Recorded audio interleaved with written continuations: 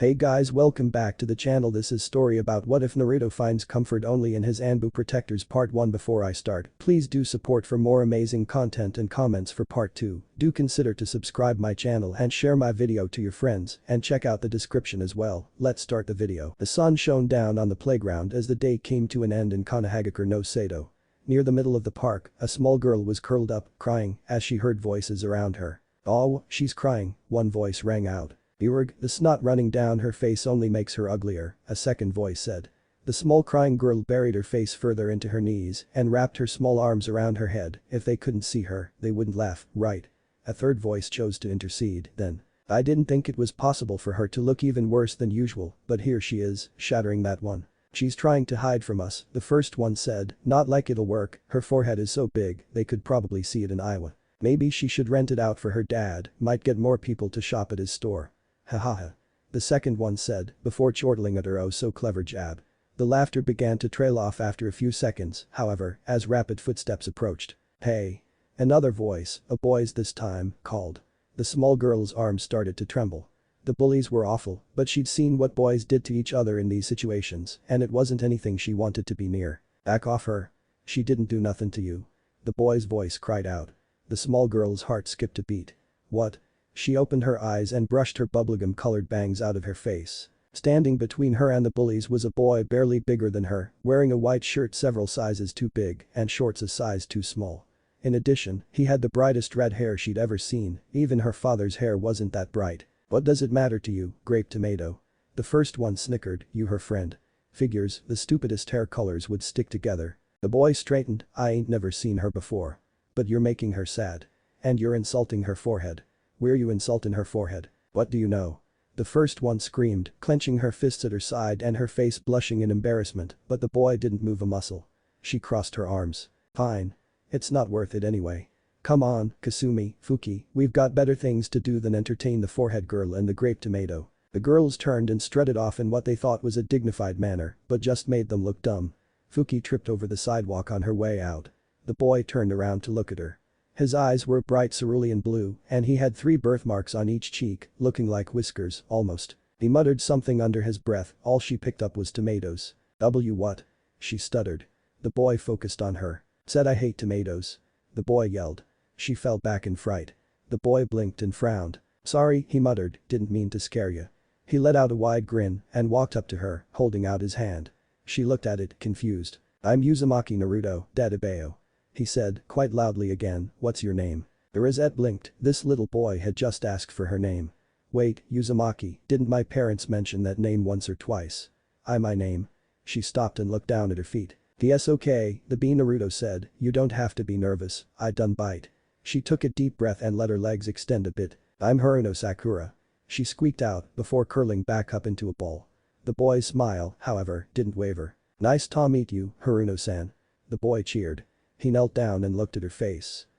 That won't do." He reached forward and lightly grabbed a handful of her bangs, pushing them off to the side. "Better. Now I can see your eyes, Tabeo." Sakura reached up and covered her face.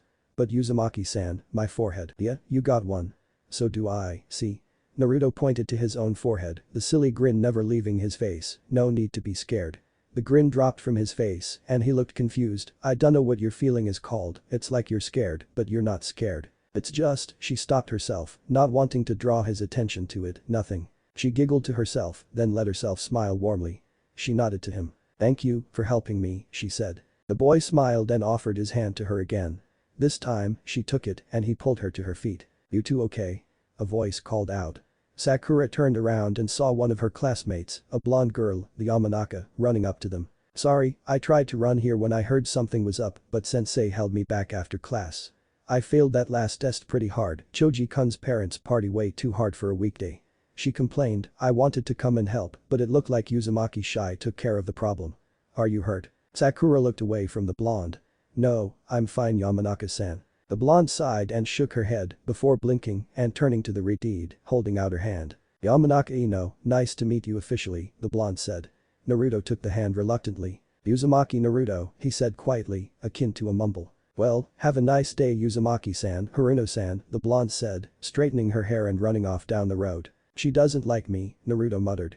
Sakura raised an eyebrow, wondering how exactly he could tell that, as the blonde never really showed that much emotion except to the Nara and Akimichi boys. Ah well, not like it affects me, gotta practice my kunai throws. Sakura. A voice called loudly. Sakura turned around and saw her mother running up to her. The woman crouched down and hugged her tight. You didn't come down to the shop and I got worried, are you hurt? No, Sakura stuttered, losing control of her tongue for a second, I was just helped by. She turned and saw that Naruto was gone and she couldn't see him anywhere, he's gone.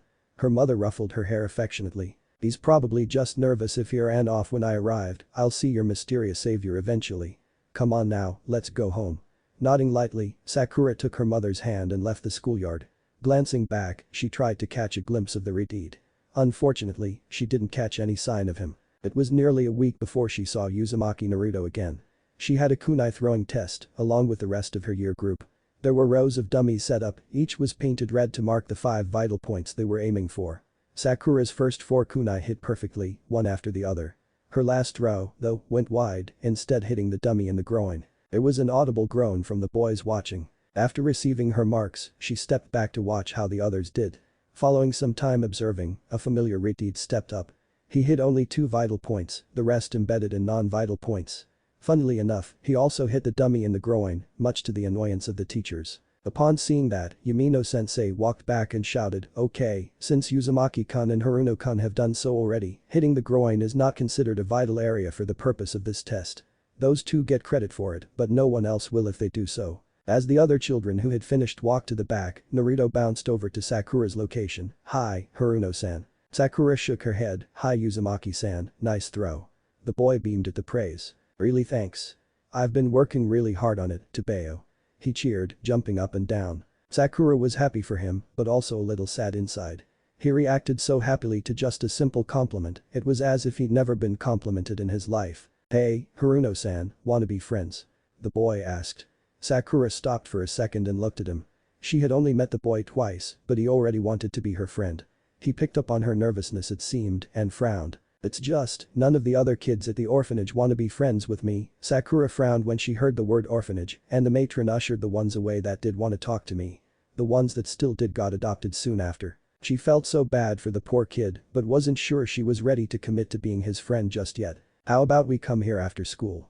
They'll hand out shuriken tonight to practice with, we can practice together, she offered. The boy hastily agreed with yet another databeo dropping from his mouth as he ran away happily. An hour or so after school ended, Sakura walked into the training yard. Naruto was sitting on the bench with his legs swinging, his red hair blowing in the wind behind him. Instantly, his head shifted to her and he grinned, running over to her. Hi, Haruno-san. She shook her head, not dropping her smile. Hi Uzumaki-san. Naruto supplied her with some shuriken as the two walked over to the throwing lanes. Where he got them, she didn't really want to know. The day went on, with more of their shuriken steadily hitting the target. By the time her mother called out for her, she had gotten all the shuriken from the set she was throwing into the target. Wanna come back again tomorrow? Naruto asked her as she scurried away. She turned back and nodded in the affirmative. Even as she ran the other way, she could hear his excited cheering. Day after day, she returned to see Naruto. Each time, their shuriken jutsu got better and better. After 2 weeks, every shuriken could hit a bullseye, with little effort from either of them. However, soon, a very special day approached. Wait, it's your birthday tomorrow, Haruno-san? Naruto asked her. She nodded with a smile. Yep. I'm gonna turn 9. She cheered. The boy frowned. Are you gonna have a birthday party or anything like that? No. I never have them or invite people in general, I usually just go out with my mom and dad, he always makes sure to be home. She trailed off and looked back at him. Sorry, I forgot that you don't. It's fine, he said, his smile coming back a bit. Come on. Let's finish getting these stupid things into the target. We ain't done until they all hit a vital point, Tebeo. Sakura shook her head and walked back to the field with the shuriken. Her birthday dinner was actually quite pleasant, her father gave her several trinkets from his travels. In addition, her mother gave her several new pieces of clothing, as well as a set of kunai and shuriken to practice with in her spare time, and they were real ones. That last one was easily Sakura's favorite, as she no longer had to borrow the ones that Naruto brought, they could spend less time grabbing weapons and more time throwing them. The next day, when she went into school, it was quiet. Even those who had done nothing but bother her all day throughout the previous one didn't so much as spare her a glance, which bothered her, especially after the previous day of everyone trying to hand her presents to show how nice they were. When school got out, she waited like usual for the retreat to show up. It took much longer this time, but he eventually stumbled out of the building holding a small box. "Sorry I couldn't give it to you yesterday, I couldn't find you," he said, holding it out to her. Happy late birthday, Haruno-san." Sakura took it gingerly, smiling at the boy all the while. She hadn't expected a present from him. She opened the small box and stared. Laid across the bottom of the box was a bright orange ribbon. "I bought it for you, to hold your bangs up. You always have to shake your head to get it out of your eyes, this'll make it easier for you." "You Uzumaki-san," she almost cried. Taking the ribbon lightly, she pressed her bangs back and tied it into a neat little bow on top of her head. Naruto pumped his hand up and cheered. "Alright. You look awesome, Haruno-san," to Bayo. Sakura shook her head lightly. The two would practice their shuriken jutsu like usual, but when it came to an end, she stopped Naruto from leaving. "Uzumaki-san," she said, nervous, "could you try using my personal name when you talk to me and when we're not near other people?" The Redeed blinked before smiling the brightest smile she'd seen yet. "Of course, if that's what you want, I will, Sakura-chan. As long as you'll call me by mine, too." Sakura blushed lightly at him using Chan for her name instead of San. "Of course I will, Yuzu Naruto-kun," she said. The boy kept smiling before he turned to run off to the orphanage while Sakura went the other way towards her meeting place with her mom. Well, the previous day had been awesome, this had been her best birthday present ever, a beautiful ribbon and a real friend. Sunlight crept through the windows into the rafters of the building where Sakura sat, crouched. This is it. After all their hard work and planning, their first mission together would be a success.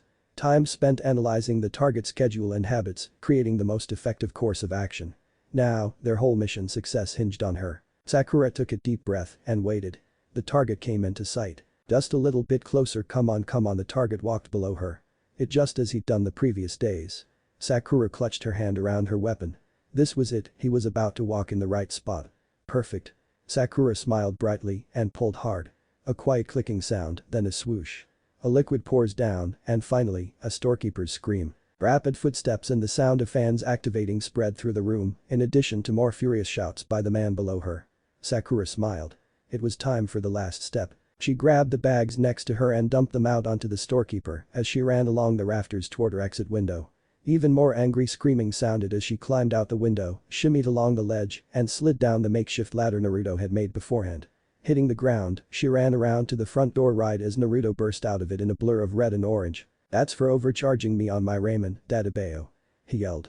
Sakura ran alongside him as a neon orange figure covered in feathers burst out of the shop and started chasing them up the road, screaming obscenities that would have made a sailor blush. "You just had to open your mouth, didn't you, Naruto-kun?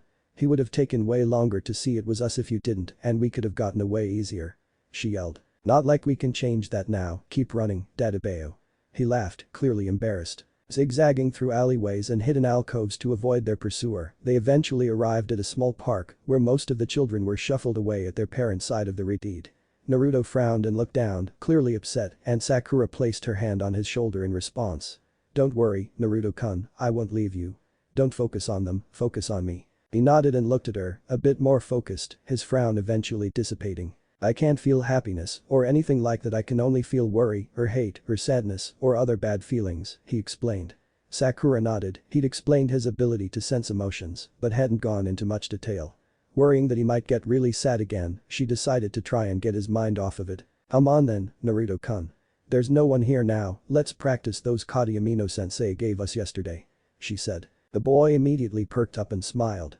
They went to opposite sides of the park and ran at each other, practicing the kata in the same way as the spars that had seen Inyazuka Kiba getting his butt handed to him by the younger son of the Uchiha clan head, whatever his name was. Naruto probably knew, those two were in the same class. While they had started with the kata, the two of them soon began deviating from them until it devolved into a wrestling tickling match with both of them tussling in the dirt.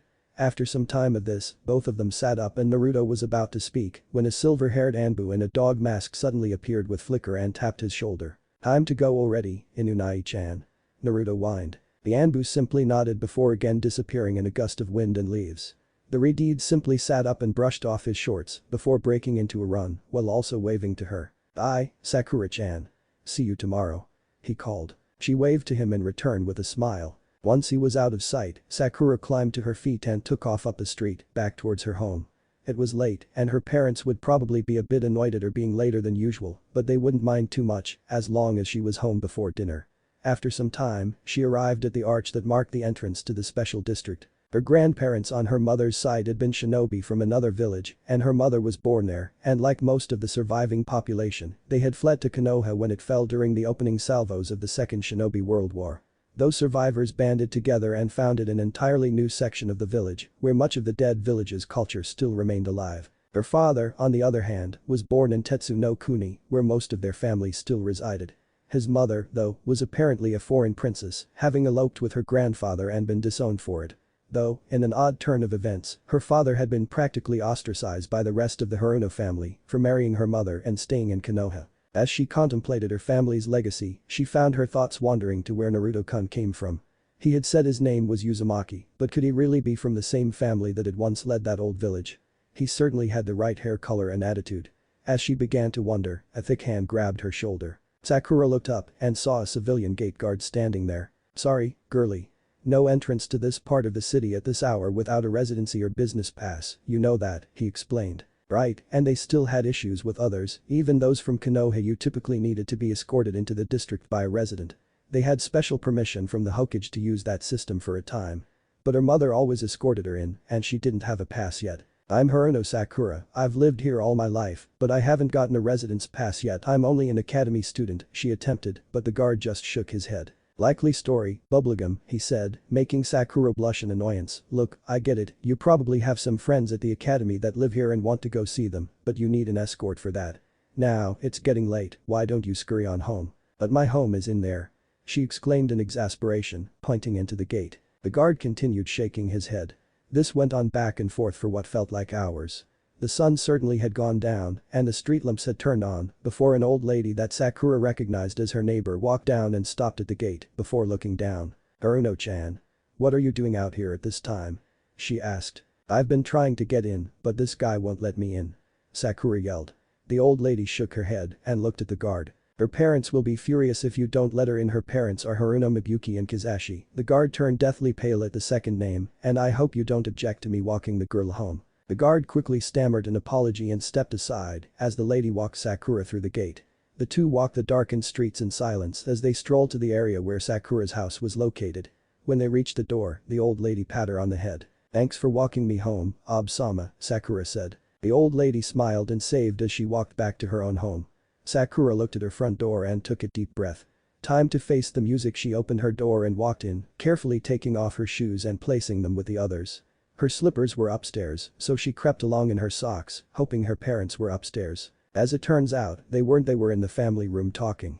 When she walked in, her father was home this week, looked up at her, both worry and annoyance on their faces. "Sakura," her mother began, "where were you?" Sakura's eye twitched.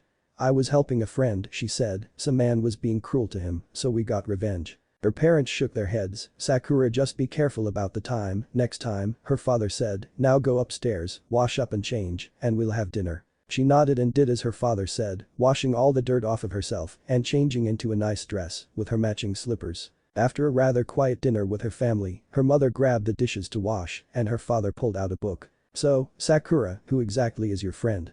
Last we talked, you didn't have any friends," he asked. Sakura blushed and looked down at her lap. She really wished that she could have just brought Naruto here. His negative emotion sensing would have helped quite a bit here. She muttered something under her breath as a response. "What was that?" her father asked. "I can't hear you." Sakura clenched her fist and shook her head to clear it. It was better to just tell them than risk them finding out by accident. "Uzumaki Naruto," she began, but stopped as her mother dropped a plate and it shattered. Sakura's heart sank. Were her parents just like all those other adults that ushered their children away the moment they saw him? Her father looked extremely worried, but not mad. Her mother was just pale and ran up to her, clutching her hands. "Sakura, what did he look like?" her mother asked, her eyes wide. Sakura blinked, extremely confused. She thought everyone knew what he looked like. Round face, 3 birthmarks that look like whiskers on each cheek, rather short, bright blue eyes, and the brightest red hair that you'll ever see, she answered, as diligently as she could. Her mother's face had color returned to it before turning red in what seemed like anger. "He lied to us," her mother growled out.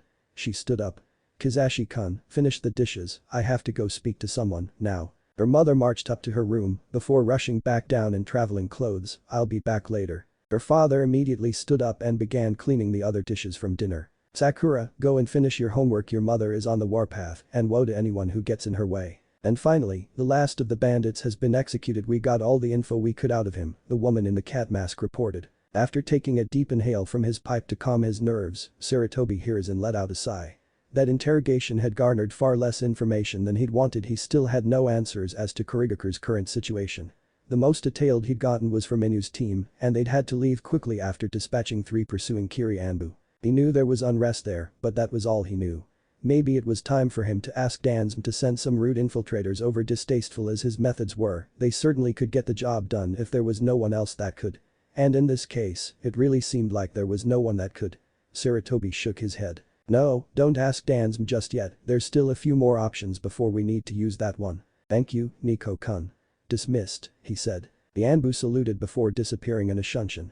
After Nico had left, Saratobi felt his shoulders relax. Danzo's right, I'm too old for this. I was too old for this when Minato took over, and I'm far too old now. An Anbu in a bear mask chose to shunshin in next to him while he was lost in his thoughts. Okage-sama, he said, you have one final meeting request for the day. Indeed. Who is it? One of our inactive Kunoichi, Haruno Mabuki. Very well, send her in, this is my last meeting today. Dismissed, Kuma-kun. The Anbu nodded and faded into the corner. The door opened and blonde woman walked into the room with a slight bow. Okage-sama. It's been some time, she said. Indeed, Hasu-kun, the Hokage replied with a smile. He knew that she changed her name since her marriage, but he still remembered her as Hasu Mabuki, the resident Kunoichi of her team, always energetic and ready to help. Why have you come here this evening? I thought that you didn't wish to re-enter active service until your daughter graduated the academy. No, that is still the plan. I came here to discuss a different matter, one very important, she said. Remembrance Day is in 2 days. I already spoke with the representative, all the active shinobi not on missions from the district will be allowed off to attend the celebrations, Saratobi explained. It's not that. It's about a person, she said. And who would that be? He asked. He desperately hoped it wasn't who he thought it may be. Uzumaki Naruto, she confirmed, her face changing to one of anger. Nope, it was exactly who he thought. Saratobi shook his head. I see, he sighed, Naruto-kun has a very strict curfew, though. I doubt the orphanage would let him out after sundown. Mabuki smiled, that terrifying grin that she once had when she helped Uchiha Mikoto put itching powder in all of the military police uniforms after one errant officer said the wrong thing to the Kunoichi. Oh trust me, she said, they'll let us have him. The day after was completely normal on the surface. However, things had been done in secret. Discreetly, word was spread around the network that Uzumaki Naruto was a student at the Shinobi Academy.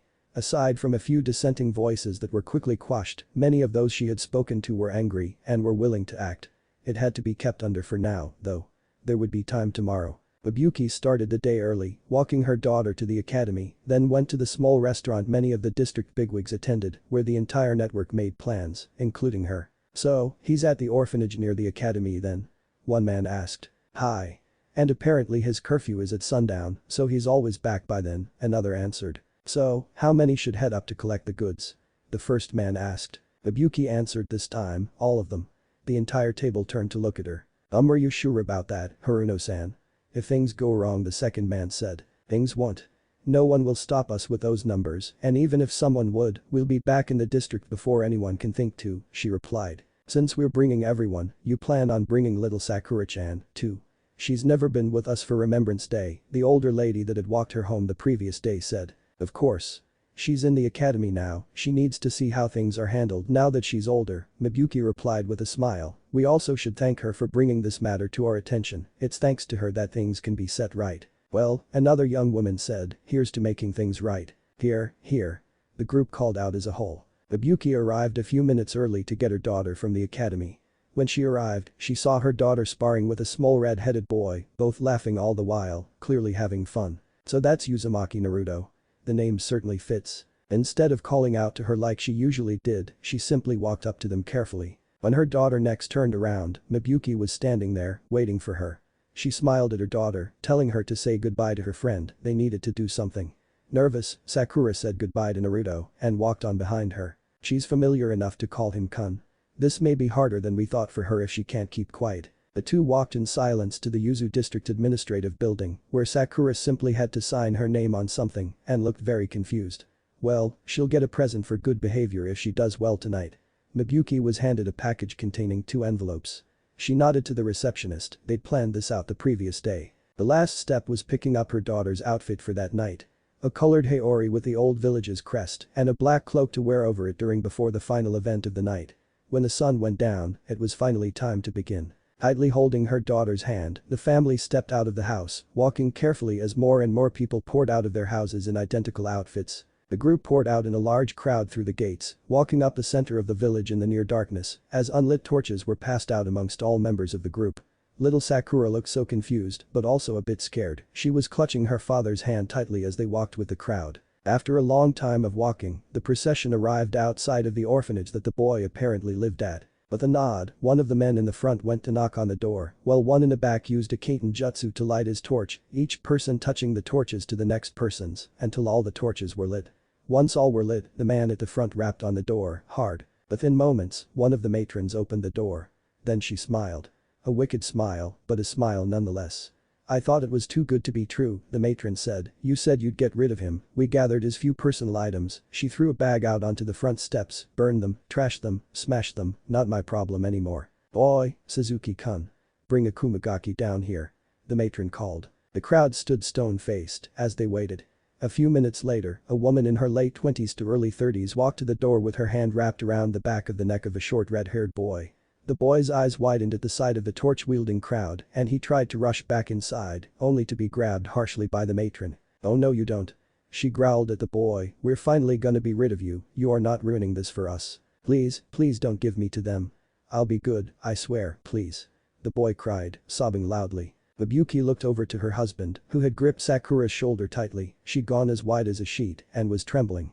The boy continued crying until he received a smack in the face from the matron, before promptly shoving him out the door while he was in shock into the man waiting outside the door. Before he could run anywhere, the man standing in front of him grabbed the boy's shoulder and pushed him along to the rest of the crowd.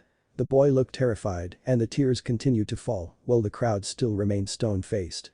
Despite his struggling, he was unable to escape as the crowd moved back along the path they came. After passing through the arch that marked the entrance to the Yuzu district, the crowd turned off the main road. Soon, they came to a run-down-looking building with large doors and windows all over. The group filed in methodically, spreading out in a large central room. Up on a dais in the back was a man in the same outfit as the group, seeming to be setting up what looked like a small slab. The boy struggled harder but still couldn't get free. The one escorting him walked him up to the altar and the slab atop it, as the others walking spread out around the room in a semicircle around the dais. The boy's escort stopped in front of the slab, waiting for the man who had been there already. He nodded and from his pocket produced a box cutter. The redeeted boy's eyes went wide before tears started to fall again. The man with the box cutter frowned before reaching down under the altar and pulling out a box. Then the man cut the box open, withdrawing the contents. A simple leather book. The man with the book looked out at the crowd. "Where the hell is the lectern? It was supposed to be here," he called. A rush of activity to the side and a minute later, a stone lectern was carried up to the dais. So much hate was around him. That was one emotion Naruto could feel without any confusion. Hate was the most powerful thing he had ever felt that didn't come from himself, anyway. After the big scary man who Naruto thought was gonna sacrifice him on the altar, like in one of those scary stories called for some kind of podium, Naruto was sure he was dreaming. Then it got even weirder. The man grabbed his hand and pulled him over to the podium, placing the big book on it, open. The man then stood next to him. "Uzumaki-sama," he asked kindly, "can you read?" Naruto gulped, also blushing at the sama, but chose to answer. "I can read my hiragana and katakana, but sensei tells me I'm behind with kanji. I can't read many of them," he said. The man frowned, but nodded. "If you wouldn't mind, I could stand next to you and translate it," the man offered. Naruto stood, unanswering. He didn't want to have this man he didn't know standing next to him and whispering in his ear. As he moved to shake his head, a commotion in the crowd caught his attention. Several people were shoved out of the way as a familiar bubblegum head rushed to him. Naruto felt himself crushed into a tight hug. "Naruto-kun. Are you okay? I'm so sorry. You look so scared, all I wanted to do was come and help, but I couldn't," Sakura said, chattering on. "Nah, Sakura-chan," he said, returning the hug, "I'm okay, I promise." The girl pulled back and looked at him, still teary. After looking at him, she let go, wiping away the tears. The man with the book looked down at the rosette. "Can you read, girl?" he asked. Sakura nodded, "I can read the same amount of kanji as most final year academy students." The man with the book shrugged. "That works," he turned back to Naruto, "would you be okay with her reading it to you?"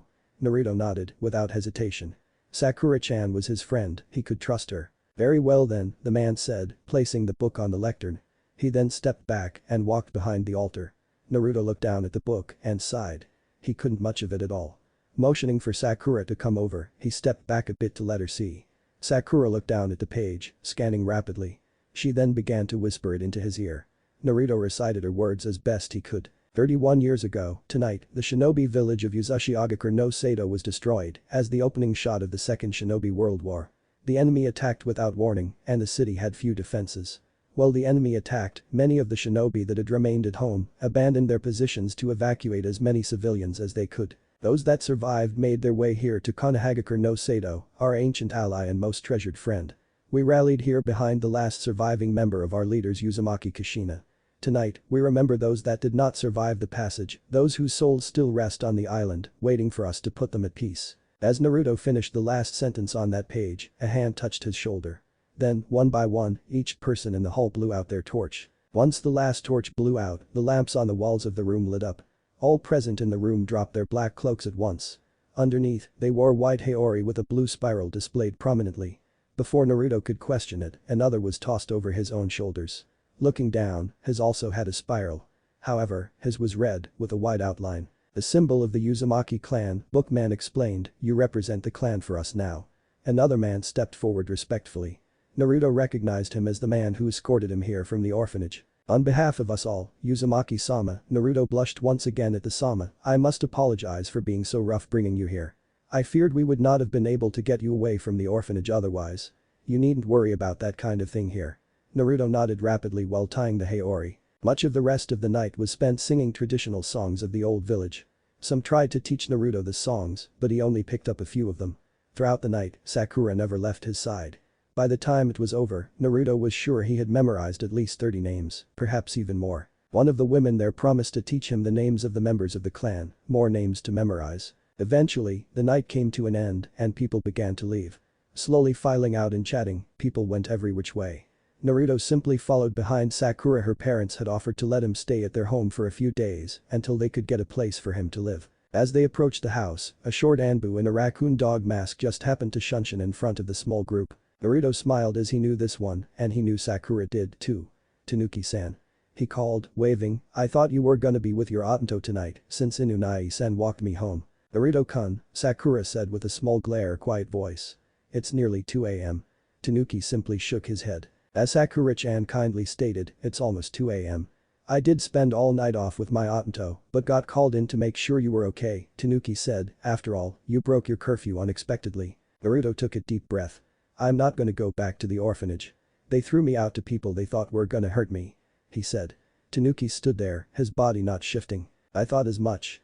Tanakai-kun was supposed to be watching you at nights, but he wasn't to be trusted, apparently, Tanuki explained. Kuma-shushin will probably watch you at night from now on. Kuma-sama is awesome. Sakura cheered, the flowers dance when he watches Naruto-kun. Her parents and Tanuki shook their heads. I'll disappear now. Keep safe, Naruto-kun, Tanuki said, before disappearing in a shunshin. Naruto smiled and looked at Sakura. He's so much nicer than his Atanto, Naruto said. Sakura turned to him. Naruto chuckled, knowing she would. You know his brother? Sakura asked. Yeah. He's in my class, Naruto said, but I'd get in trouble if I told you who. While Sakura tried to pry more info from him, she was unsuccessful. He wasn't gonna tell them what Tanuki's real name was, that would be mean. And Gigi wouldn't buy him ramen if he was mean. When they got into the house, Sakura's mother gave him a futon to sleep on. She also gave him a blanket and pillow. He did still have to go to the academy in the morning, after all. Peeking out at the small child asleep on the bed, Mibuyuki smiled as she left to get some sleep herself. While it had taken some work, the boy was finally in the district. He could be safe here. Sensei couldn't be here to take care of him, but at least she could do right by her dead teammate. I'm sorry for taking so long to get him, Minato-kun. At least now I can make sure your son is happy. It was the start of his second year at the academy, and all Naruto could hear was the chattering of his soon-to-be classmates. At the very least, Sakura was here with him, so he could focus his emotion sensing on her, rather than letting it wander. Each of the kids filed in and sat down at a seat. Some children he recognized from the previous year, Haika Hinata, Aburam Shino, Inyazuka Kiba, and Uchiha Sasuke. Of course, Sasuke was nothing like he had been when he'd last seen the boy at the academy. The last day of the first year, the boy had gone home excitedly to tell his big brother of his passing the first year at the top of the class. The boy had instead gone home to find his entire family dead at the hands of said brother. That was as much as he could glean from the different rumors flying around the village. Naruto tried to contemplate it, but every time he did, he found himself lost. He just didn't understand why Tanuki-sen would do that. The boy that stood before the class, calmly stating that he didn't wish to speak to any of them, was the only thing left of the once powerful clan. Focusing his sensing on him, Naruto felt immense sadness, anger, hatred, and loneliness. But it felt strange, like they were buried deep inside him, not where everyone else's were. Maybe it was his mask of uncaring. The others had nothing interesting about them. The only one whose emotions he liked was Sakura's, and that only because he was used to them. As he was about to turn his emotion sensing solely to Sakura, Sasuke's emotion spiked. Focusing on it, Naruto felt one overshadow the other's annoyance. Oh, right, his fan club had gotten even bigger. They drove him crazy last year, but with his current emotional state that wasn't good. Naruto poked Sakura in the side. The girl looked up from her book at him. "What's up, Naruto-kun?" "Move down one seat," Naruto whispered, "Breedy up there needs a spot away from his fan club." Sakura looked up at Sasuke, then back down at him. "And what'll that do?" "That'll just cause them to all crowd me," she whispered back. Naruto stopped and considered that for a moment. As soon as that moment was over, he had found a solution. "Then I'll move to the other side of you and you can sit between us," he explained. "No one would want to sit in the other seats on the row if it meant that they were sitting next to me, even if only technically." Sakura shook her head, but also motioned with her hand for him to just do it. Naruto stood up and raised two fingers before gesturing to the seat he was just in. The boy up front showed no indication of having seen it until he shoved his hands in his pockets and walked over to them. Naruto stepped out of his way and sat on the other side of Sakura, who had placed her head on the desk in annoyance. After several cries of indignation from the fangirls, Yamino-sensei finally made them all shut up. "That's enough of that," Yamino-sensei said. "Now, to all of you who had me for the first year, welcome back. For those that didn't, welcome. I am Yamino Ruka, and I will be your sensei." The reason the class roster changed was because Yamashiro-sen was promoted to Tokage, and we don't have enough Chunin to replace him. Yamino-sensei shook his head. "Children, if you make it to Chunin, please spend some time helping here at the academy. We need all the extra hands we can get." With that, the day's lessons began, and Naruto tuned him out like usual. Sakura would take notes, and he would study them later. She always did know how to make things easy to understand for him. It was nearly 3 months into the academy term that he finally found a lesson to pay attention to, as Yumino-sensei drew a kanji on the board, then drew several lines around it.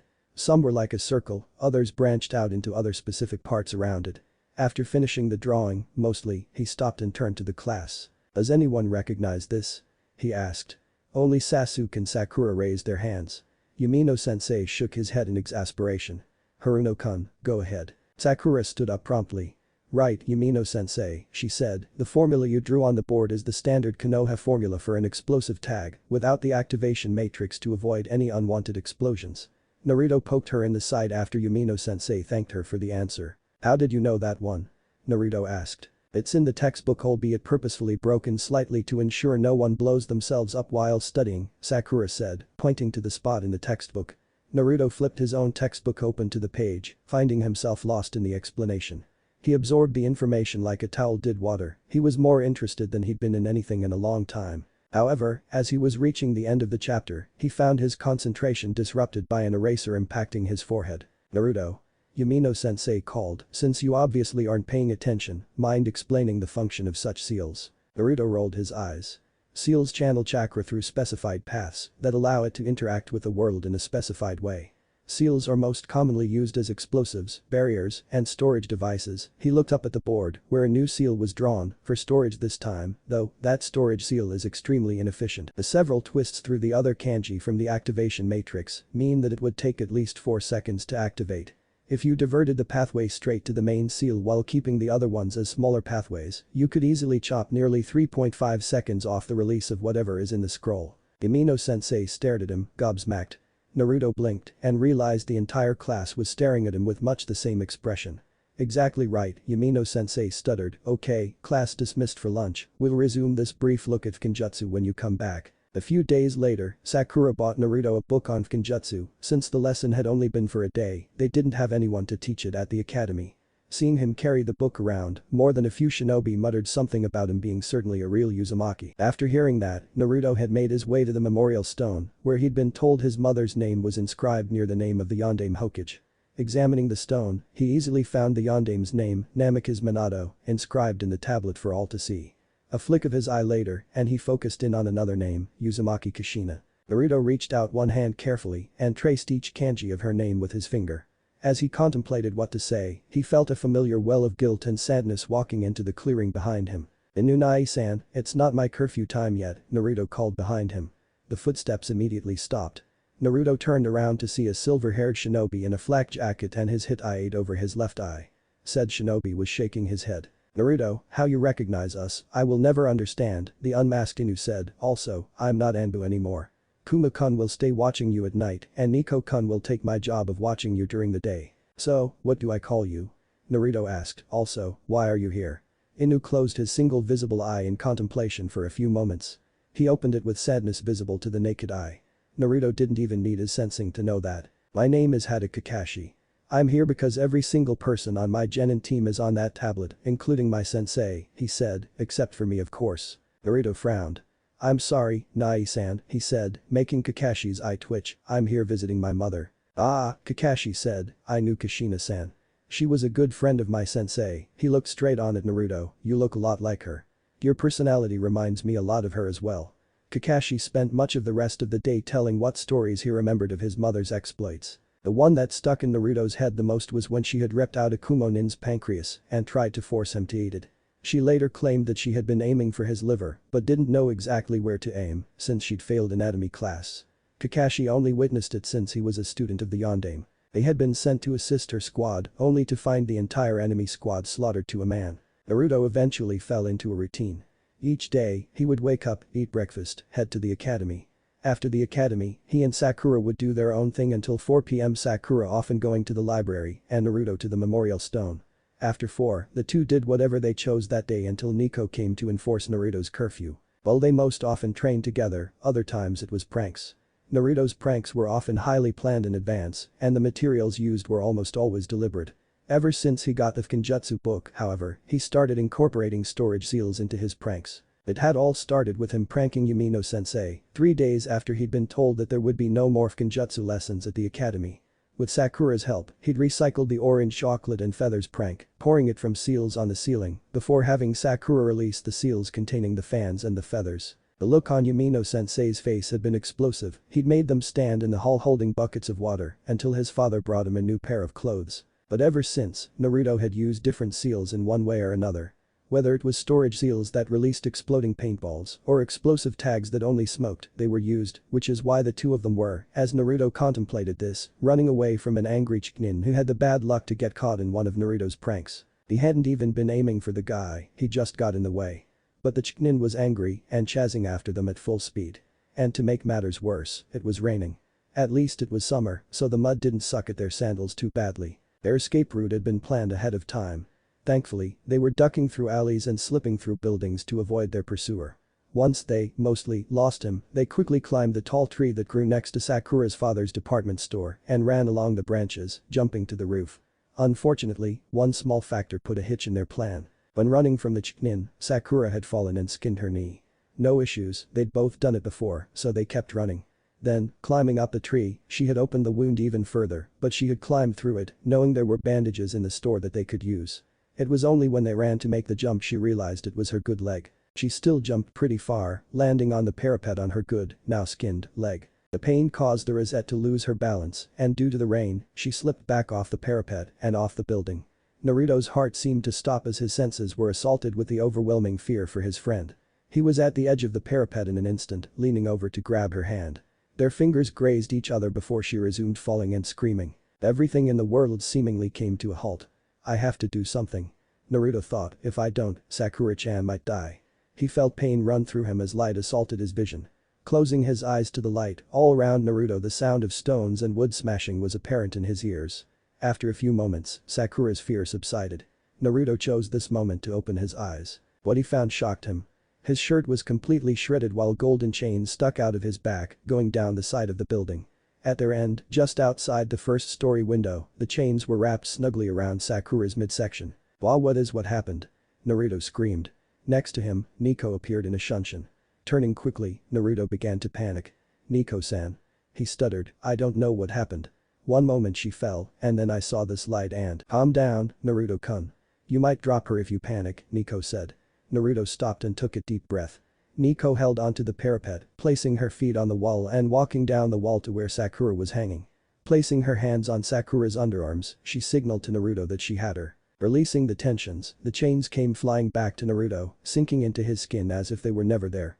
The boy suddenly felt exhausted, more than he had felt in a long time. He slipped and fell forward, into Nico's arms, closing his eyes and letting sleep take him. Naruto awoke a few hours later, in his apartment. The sun was in the same spot it was usually in the mid-morning, rather than the late afternoon it was when he had been pranking with Sakura. Naruto sat up rapidly, but saw his friend sleeping on the futon he'd set up in his apartment living room for when she stayed over, which tended to be fairly often, especially on weekends. She was a godsend when a test was coming up. Shortly after he woke up, Nico appeared and told him that he needed to get dressed, immediately. The Hokage wanted to see him the moment he woke up.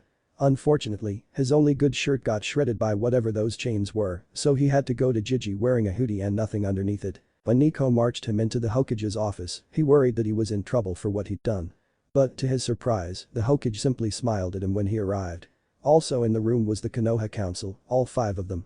In addition, there was a white-haired man with a hit I-8 bearing the kanji for oil standing off to the side, frowning a bit at him. Knowing not to press his luck in this instance, he bowed respectfully to the man. "Hokage-sama," he forced out, much as he didn't want to. "Naruto-kun," the old man said. He took a long puff from his pipe before letting out the smoke in a deep sigh. "I wanted to wait until you graduated from the academy before having this conversation with you, but that's no longer an option." "What do you mean?" Naruto asked, "Is this about those chains?" "Indeed," Sarutobi said, "Naruto, you must notice how the people of the Yuzu district respect you." "Yep. They don't cross the road to avoid me, and some of them even enjoy my pranks." Naruto said, smiling, "I agreed to never prank someone in the district, though. I don't mind, none of them deserve it. I figured it was because of my name they liked me. More than that though," Sarutobi continued, smiling at Naruto's initiative, "your mother was something of an inspiration for them. Most of the people there looked up to her and wanted her to become Hokage eventually, though she lost that fight to the Yondaime. I know you go visit the memorial stone every day." Naruto blushed at that comment. "If you want to leave flowers, I can tell you where her grave is so that you may leave some there." "You would?" Naruto jumped up with a wide grin, "Thanks Jiji. I totally would love to do that, Tobeo." "Now, about the chains, Naruto," the Hokage continued, "I believe those are a Kekkei Genkai possessed solely by certain members of the Uzumaki clan. The clan's Hijutsu were based on using them, from what I remember." "From what you remember?" Naruto repeated. Sarutobi nodded. "Yes. I'm not allowed to know clan Hijutsu," he explained, clasping his hands, "and it wouldn't matter even if I could. The Uzumaki aren't from Konoha. They had their own village Uzushiogakure no Sado." Naruto visibly deflated at that news. He had memorized the story of what happened to Uzushio, after all. However, they did own some property in the village, a large plot of land in the center of the Uzushio district, as well as the masked temple. They were also quite rich from different branches of their family being daimon and head ninja of Uzushio, respectively. "Wait, I'm related to a daimon?" Naruto asked. The Hokage shook his head. "Not anymore. The Daemon's family was practically wiped out during the Second Shinobi World War. The family was never very large in the first place. The only lines of descent were 3 daughters, one disowned, one sickly, one just vanished. The sickly one's husband became the new daimon, but kept the job even when she died of illness a few years later," the Hokage said. "He married again a few years later and changed the name of his country to attempt to hide from the nation's past from Yuzu no Kuni to Nami no Kuni. His grandson rules it today." "What about the other daughters?" Naruto asked, ears perked. "I honestly have no idea where they went. One ran away and was disowned. Her family declined to keep records of her after that. The one that vanished has no trace to her," Sarutobi answered. "Now, enough about the family, you can ask questions about that later. How did you activate the chains?" Naruto looked down, embarrassed. "I was jumping from a tree to a rooftop with Sakura-chan and she slipped and fell. I was so scared that she was gonna die and then the chains burst out of me and grabbed her," he explained. "I don't know how I did it, I was just so scared." Tobeo. "Calm down, Naruto. You're not in trouble, far from it," the Hokage smiled. "We just wanted to know the circumstances behind that incident and the awakening of your Kekkei Genkai." "Indeed. Kushina-chan first awoke hers similarly to rescue a friend back in Uzushio, from what Mito-sama told us," the old lady to the Hokage's right said, hand across her chin in thought. "Their abilities with the chains, if properly cultivated, would be of immense value to Konoha," the old man with the covered eye said, with no expression in his face. Turning to the Hokage, he continued, "Which makes me fearful for him. His mother was kidnapped by Kumagakure for this same ability when she had just made genin. If he stays in the academy program, I fear he will just be a target." "And what exactly would you suggest as a solution, Dansm?" the white-haired man rumbled. He pushed himself off the wall and walked across the room. "Put him into route, train him as an emotionless weapon. The man, now identified as Dansm, shook his head, as usual. "You're only half correct, Jiraiya-kun," he said, eye closed. "As much as I believe root would be good for him, that is not the path he's been set upon. I simply believe it would be beneficial for him to be trained outside of the academy. Besides, some of us have been more attentive to our obligations than others." The Hokage glared at Dansm. "Now is not the time to rehash petty conflicts." Dansm simply opened his eye. "You're right. Apologies, Hiruzen. As I was stating, I believe the boy should be trained in the use of his chains before he graduates the academy. I believe in that, at least, Jiraiya-kun can agree with me." The white-haired man, Jiraiya, glared back at Dansm. "I hate to agree with him, but sadly I do. He needs to be trained with them. It's not without precedent, clan children are often trained in their clan's Hijutsu or Kekkei Genkai before or during their time at the academy. As fine as that would be, there is no one who can train him in the clan's techniques. There are no Uzumaki left from before the fall that can teach him anything with them. At best, he could throw them around as blunt instruments. He'd never be able to use them like Kushina Dono could," a man, who looked strangely like the Nara boy in Naruto's class, said. "Yet Uzumaki Kanshu needs something to assist him," the other old man said. Glaring, the Hokage reached over and smacked him on the back of the head. The old man muttered an apology before returning to his normal position. "I could always take him out to one of the training grounds, have him practice. Give him some stuff to work on and monitor his progress whenever I'm back," Jiraiya offered. "So long as you have him at least practice some basic jutsu besides the Academy 3, I will have no objection. He's likely to have at least a minor affinity for wind, anyway," Dansm said. "I should have some scrolls for Futon that I wrote down. Yondaime-sama may have left some, as well. There aren't many users of Futon in Konoha, sadly." Fine, but right now we should really walk the boy out there." "Which training grounds are open today?" Jiraiya asked. "Most of them. I would say the training ground 43 would be the best for this particular exercise," the Hokage said. Turning to Naruto, he smiled. "This is Jiraiya. He's a powerful jenin and former student of mine. You can trust him." "Alright, I'll take him there." Jiraiya walked up to Naruto and held out his hand. "Take my hand and hold on tight." Feeling no hostile intent, only guilt, Naruto reached out and took Jiraiya's hand. Immediately after taking his hand, the world around Naruto seemed to lurch, whizzing by him in the blink of an eye until it stopped as suddenly as it started and they were in a small training ground. Naruto felt his stomach wobble as he fell to his knees and tried not to puke. He hadn't had breakfast. "Sorry, Gaki, I know it sucks the first time, but you need to focus. The sooner we accomplish this, the sooner you'll be allowed to go home and eat breakfast, or maybe brunch," Jiraiya said. "Now, do you remember the feeling you had when you summoned the chains for the first time?" Naruto nodded his head. He remembered Sakura falling, the energy welling up inside him, and the chains bursting from him. "Good," Jiraiya continued, "then see if you can summon them at that log. Focus on what you felt when that girl fell. That would be your best bet." Naruto looked to where the man was pointing and saw a log pounded into the ground. He gritted his teeth and tried to summon the feeling, but felt nothing. Thinking for a moment, he tossed off his hoodie and stood shirtless, trying to focus. But despite his best efforts, he could get nothing. Not even a trace of the energy he'd felt. At some point, Jiraiya had wandered off, leaving Naruto alone. As Naruto fell to the ground, sweaty from attempting to pull chakra out, he felt the ground beginning to shake. Then, from the tree line, a blue-green frog at least the size of the academy hopped out. The huge thing glared down at him and reached for the dual katanas on its back. Naruto, thinking it might be best to run, did just that. However, he hadn't yet made it 10 meters when another large frog jumped from the other tree line. This one was a deep magenta and held a sasamata in one hand. It also held a shield in the other.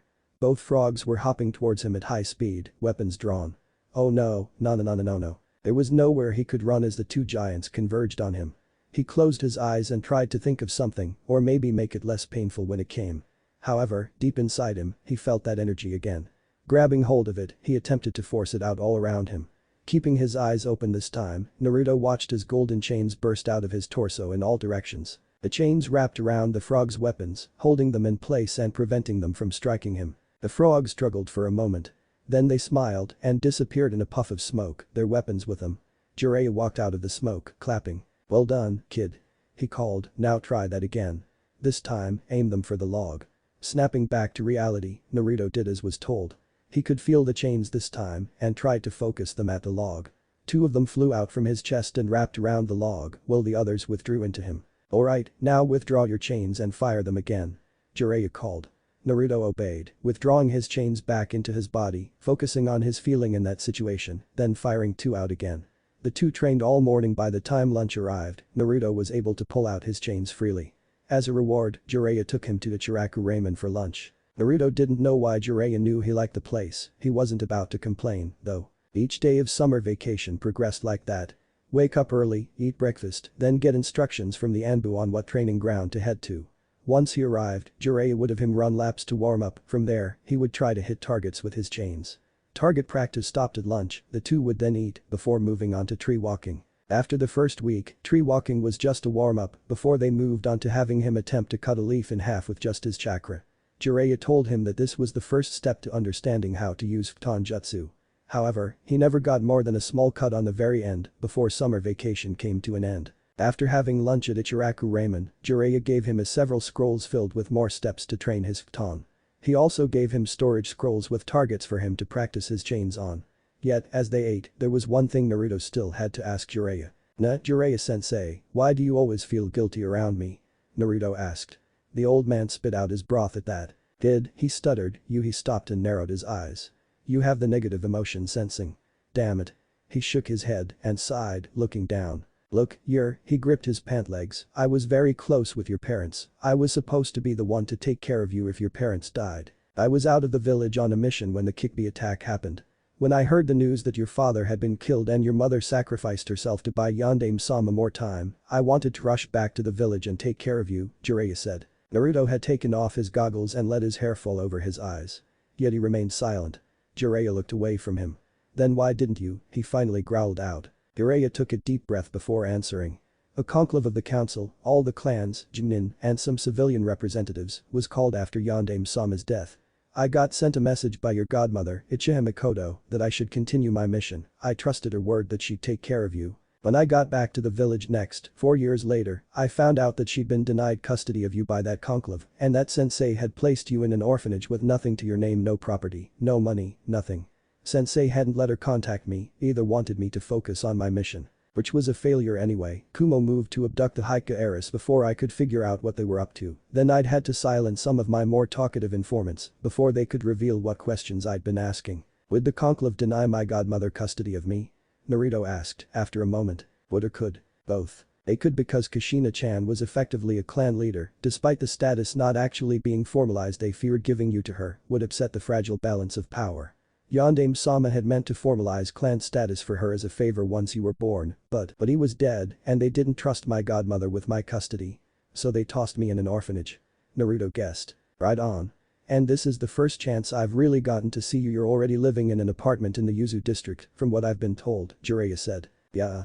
They all love me there. They don't turn me away from their stores or usher their children away, Naruto said. Jiraiya smiled. I've tried to help you as much as I could. I make sure to send you money every month to cover expenses. The matrons at the orphanage would always take that away and use it to buy toys for the other kids that I couldn't play with, Naruto said, crossing his arms with a frown. Jiraiya had a look of anger on his face before crossing his middle and index fingers together. Kage Bunshin no Jutsu, he snarled, before an exact copy of him appeared next to him. Head to sensei and ask where the matrons at Naruto's old orphanage are. Dispel yourself once you get the answer. The clone nodded and disappeared in a shunshin. What jutsu was that? Naruto asked, eyes shining in awe. Jiraiya looked at him, trying not to let his fury show. That's Kage Bunshin no Jutsu, a scouting technique. You make a solid copy of yourself with chakra and send it off to do something. When it dispels, you get all its memories, hence its main usage as a scouting tool, Jiraiya explained. Naruto looked up, deep in thought. Couldn't you just use it to create an army on demand or something? Nope, Kage Bunshin no Jutsu only makes a few clones. If you want to make more, you need Taj Kage Bunshin no Jutsu, which is a kenjutsu. You'd die if you used that. Well, you probably wouldn't, you have way too much chakra for your own good. But any normal person would die almost instantly from using up all their chakra. Jiraiya suddenly blinked. Well, now I have some matrons to have some words with. He ruffled Naruto's hair and walked away after paying for both his and Naruto's lunches. When he went back to the academy the next day, he pretended to not be thrilled when he heard of the people in charge of the orphanage were put into the hospital after someone attacked them in the street. He also pretended to not notice the vast amount of money now in his account, transferred direct from the personal accounts of said matrons. When Naruto's 9th birthday arrived, he actually got presents from people, and not just 2 from the Hokage. Or, rather, 1 from the Hokage and 1 from Jiraiya by proxy, as he now knew. While many of them were inconsequential, at best, Sakura had bought him a collection of books on kenjutsu, since he'd finished most of the books he'd read on the subject already. Surprisingly for Naruto, the next few years were mostly a blur. He fell into a repeating cycle: train with Sakura on academy days, train in the training yards on weekends. During vacations, Jiraiya or one of his Kage Bunshin would be in the village to check up on his progress. By the time he was 10, Jiraiya was finally willing to show him some more advanced seals. He learned his first Futon technique over winter break of his third year at the academy Futon. Repshma. When they returned in January, he immediately wanted to test it out in a spar. Thankfully, they had sparring that day. Naruto was paired up against Chimjai. After making the seal of confrontation, the two briefly fought into jutsu before Naruto decided to try out his new technique. After Chimjai tried a running attack against him and fell, Naruto got behind him and quickly formed his hands into the Mi seal. He cycled through them rapidly, clapping his hands together at the end. Futon. Repshma. Naruto called out, thrusting his hands out. All the eyes in the yard turned to him as a gust of wind erupted from his hand, sending Chimjai flying out of the little makeshift arena. Naruto. Yamino-sensei yelled, running up to him, no ninjutsu is allowed in sparring unless we say so. Naruto got detention that day. Again. So he pranked Yamino-sensei again the next day and got detention again. But he agreed to not use ninjutsu in spars unless cleared first. Of course, he was banned from using ninjutsu in spars period about a week later. After a clash between his Futon. Repshma and Sasuke's Kaiten. Kankakik no Jutsu set about 15 of the surrounding trees on fire, it was pretty much forced by everyone. Once the final year of the academy began, Naruto finally got it into his head to teach Sakura how to do the chakra training techniques that he'd learned from Jiraiya. She got tree walking down within an hour and water walking within a week. So, her training mostly involved her increasing her chakra pool and them running laps around whatever training ground they attended. Or, more accurately, her running laps and Naruto practicing his Genjutsu. He did his running other days. After all, he needed to study these things right now. Gigi had promised to let him take the tests to be certified as a seal master once he made jenin, but that wouldn't matter unless he actually could pass the test. And then, the school year ended. While Sakura was tied for second of the girls and sixth in the class, Naruto was competing with a civilian boy for 9th place. Naruto beat the boy, whose name he couldn't be bothered to remember, by 2 points on the scorecard. After the 1-month break between March and April, the final part of their education as shinobi began. From April to July, they were trained relentlessly. Every day had sparring, and they were trained in the Academy 3 Kawarimi no Jutsu, Henj no Jutsu, and Bunshin no Jutsu as much as possible. A few days before graduation, the day's spars put him up against Sasuke again, probably the last time the two would spar, as far as Naruto was concerned. If they met to fight again, it would be at the Chunin exams or something. The two stood apart, each in a separate taijutsu pose. Hana-sensei stood back and after a glance in Naruto's direction, asked if they had any additional rules. I have one, though whether Sasuke-san wants to use it is his choice, Naruto said. Hana-sensei flipped his silver hair away from his face. Alright then, what is your suggestion, Uzumaki-kun? Hana asked. Naruto grinned widely. No Kekkei Genkai, Naruto said, that would make it less fun. If he uses his Kekkei Genkai, I'll use mine. Fine. Uchiha-kun? Hana asked, glancing at Sasuke. I don't care, Sasuke said, deadpanning. He wasn't going to bring up that he hadn't activated the Sharingan yet. That would just be embarrassing. Fine. No Kekkei Genkai during the spar, also, I need to remind you too, no ninjutsu. Any more forests get burned down, and you'll be paying for it, Hana-sensei said. Like it matters, Sasuke muttered, sliding into his starting pose, I have enough money to buy out every building in the village, and that wouldn't even take 0.1% of my money to do. Yes, but Uchiha-san, Naruto-kun isn't nearly that rich, and he'd have to pay for half of it. Sakura called out from the side, her spar with Shikamaru having ended with him just walking off the field. Sasuke rolled his eyes at the girl's comment as Naruto moved into his own stance. Hana-sensei threw his arm down, Hajime. The two boys ran at each other, crushing their arms against each other's. Smirking at each other, both jumped back from the center. Naruto crouched down and rushed in with another punch, which was also blocked. Quickly jumping back again, Naruto tossed a smoke bomb at the ground while also throwing multiple shuriken at him. Out of the corner of his eye, Naruto saw Hana-sensei raise his hand to stop the match. However, Yamino-sensei grabbed his arm before he could. Now, let's watch the match, Mizuki-san. Hana-sensei nodded and put his hand back down. Dashing into the smoke, Naruto kicked Sasuke's feet out from under him and tackled him to the ground. The only thing him and Sasuke could see was each other, but it was enough to see a place to punch. After getting several hits point blank, however, Sasuke dodged one punch, which hit the ground, allowing Sasuke to grab and flip him. It was only once he was on his back that Naruto saw the eyes. Boy! Naruto yelled, as 3 golden chains shot from his chest and wrapped around Sasuke, pinning him, I said no Kekkei Genkai. The smoke cleared a few moments later, allowing everyone else to see them. Hana-sensei blinked rapidly to clear his vision. His jaw dropped when he saw the sight before him. Sasuke struggled for a few moments, then stopped, realizing the futility of it. Imino-sensei threw his hand down to call the match. Uzumaki-kun wins. The no Kekkei Genkai rule stands, even had he knocked out Uzumaki-kun, Uchiha-kun would have lost by breaking it, Umino-sensei said, to alleviate his gobsmacked friend. Sasuke glared up at the teacher, before looking back at Naruto. Although, Umino-sensei continued, I would like to congratulate them both for a spirited fight and Uchiha-kun for awakening his eyes. Sasuke's eyes widened, before he looked down again, trying to see some kind of reflection. Naruto shook his head and walked up to the boy, his chains retracting to set Sasuke free. Left eye has one Tomo, right eye has two, Naruto said. Sasuke nodded at him, before closing his eyes for a moment. When he opened them again, his eyes were their normal onyx black. He walked up to Naruto to perform the seal of reconciliation, which Naruto returned. However, with his other hand, he grabbed Naruto's wrist and pulled him close. Sorry, he whispered, didn't mean to turn on my Sharingan. Good fight. Naruto nodded, before stepping back. Sasuke simply shoved his hands in his pockets and walked off, as if he'd never said anything. Naruto rubbed his shoulder. He knew Sasuke. He'd apologize if he had to, but would never admit to doing so. 3 days later, it was finally time to take the jenin test. After easily passing the Taijutsu and obstacle core sections and doing well enough on the written exam, they got the name of which of the Academy 3 jutsu they needed to do to graduate. Bunshin no Jutsu. Naruto had wailed in despair at hearing it, he still couldn't do a normal Bunshin.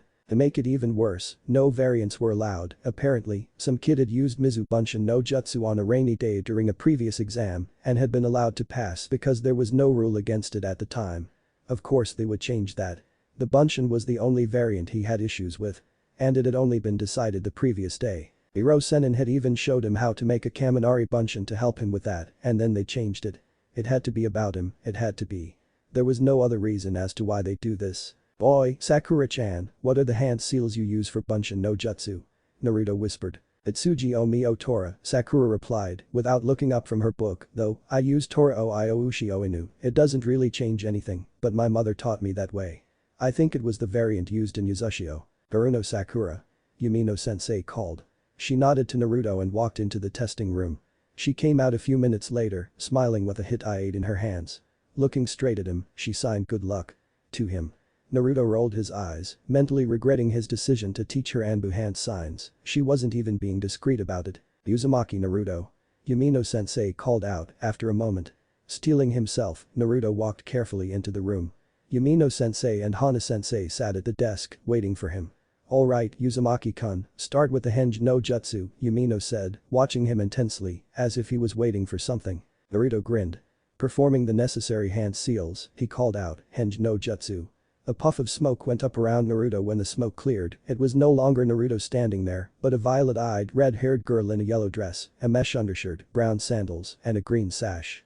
The face and hair had barely changed, though. Umino-sensei put his hand on his face. Naruto, I wanted you to turn into someone, not just turn yourself into a girl, he said into his hand. Said girl clenched her fist. Where do you get off? I'm Uzumaki Kushina, Databane. She yelled, before dissolving the henge. Naruto, in his normal form, continued. Also, for your information, that was my mother, he said, looking down. Umino-sensei frowned, sighed, then marked something down on his clipboard. Fine, Umino finally said, as if he didn't like that answer. Next up, Kawarimi no Jutsu. Naruto rolled his eyes, flashed the hand seals, called out the move, and switched with a stool on the other side of the room. Umino marked that on his clipboard as well. It was time for the moment of truth. Right. Now. Bunshin no Jutsu. No elements and no other variants. Naruto closed his eyes and flashed through the hand seals Sakura had told him, Bunshin no Jutsu. He called and tried to focus his chakra as much as he could. He opened his eyes and saw a single clone staring back at him. Naruto felt his heart soar and promptly plummet as the clone collapsed to the ground, looking more like a wax figurine than a person. Umino-sensei shook his head. Uzumaki Naruto failed. Naruto clenched his fists before flashing through 3 more hand seals Tora o Mio Tatsu before calling his move. Amanari Bunshin no Jutsu. Naruto called. A jolt of lightning shot from Naruto's hands before reforming into 2 more Narutos. These Narutos didn't fall over, but simply crossed their arms in annoyance. Uzumaki-kun, you aren't allowed to use elemental clones.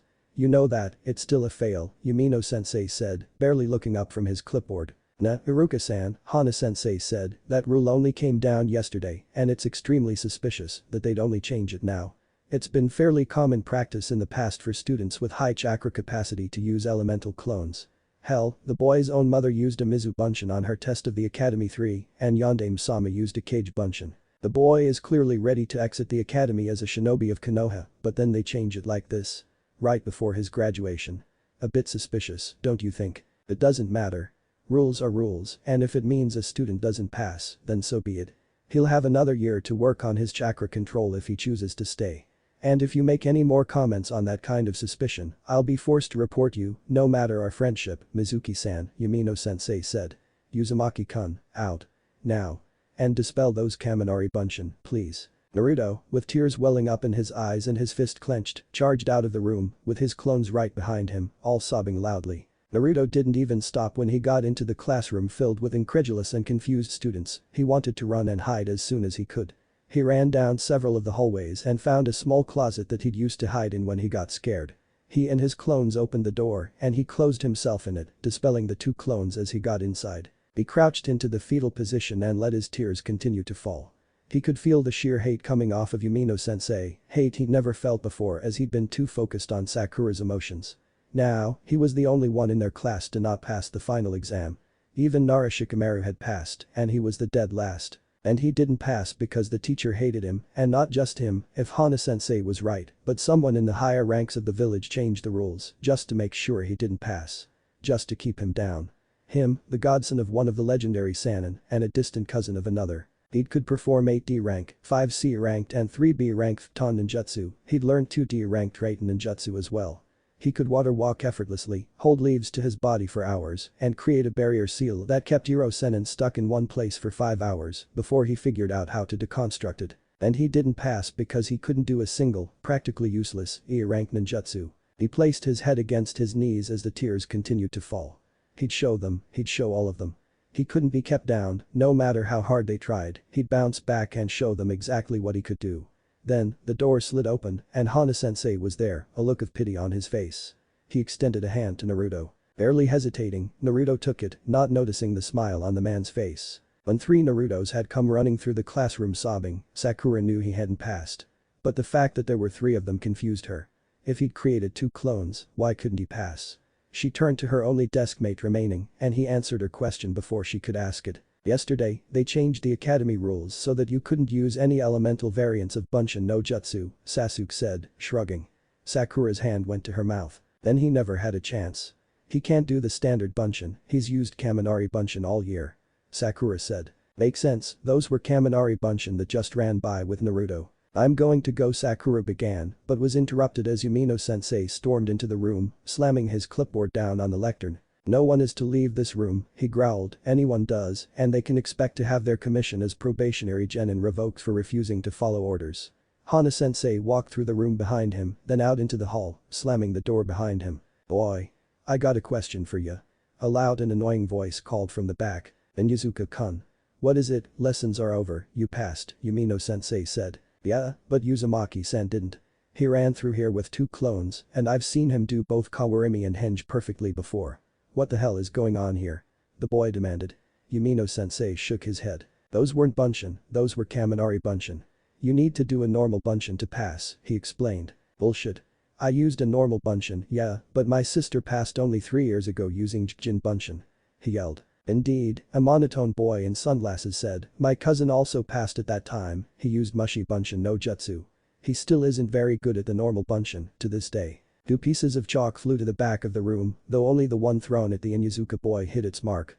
To Sakura's surprise, the one thrown at the other boy simply passed right through him as he transformed into a swarm of bugs before reforming into the boy. Even if I'd wanted to pass him, the orders came from our higher-ups, so it wasn't an option, Yamino-sensei said, his eyes showing some satisfaction even as his face remained neutral.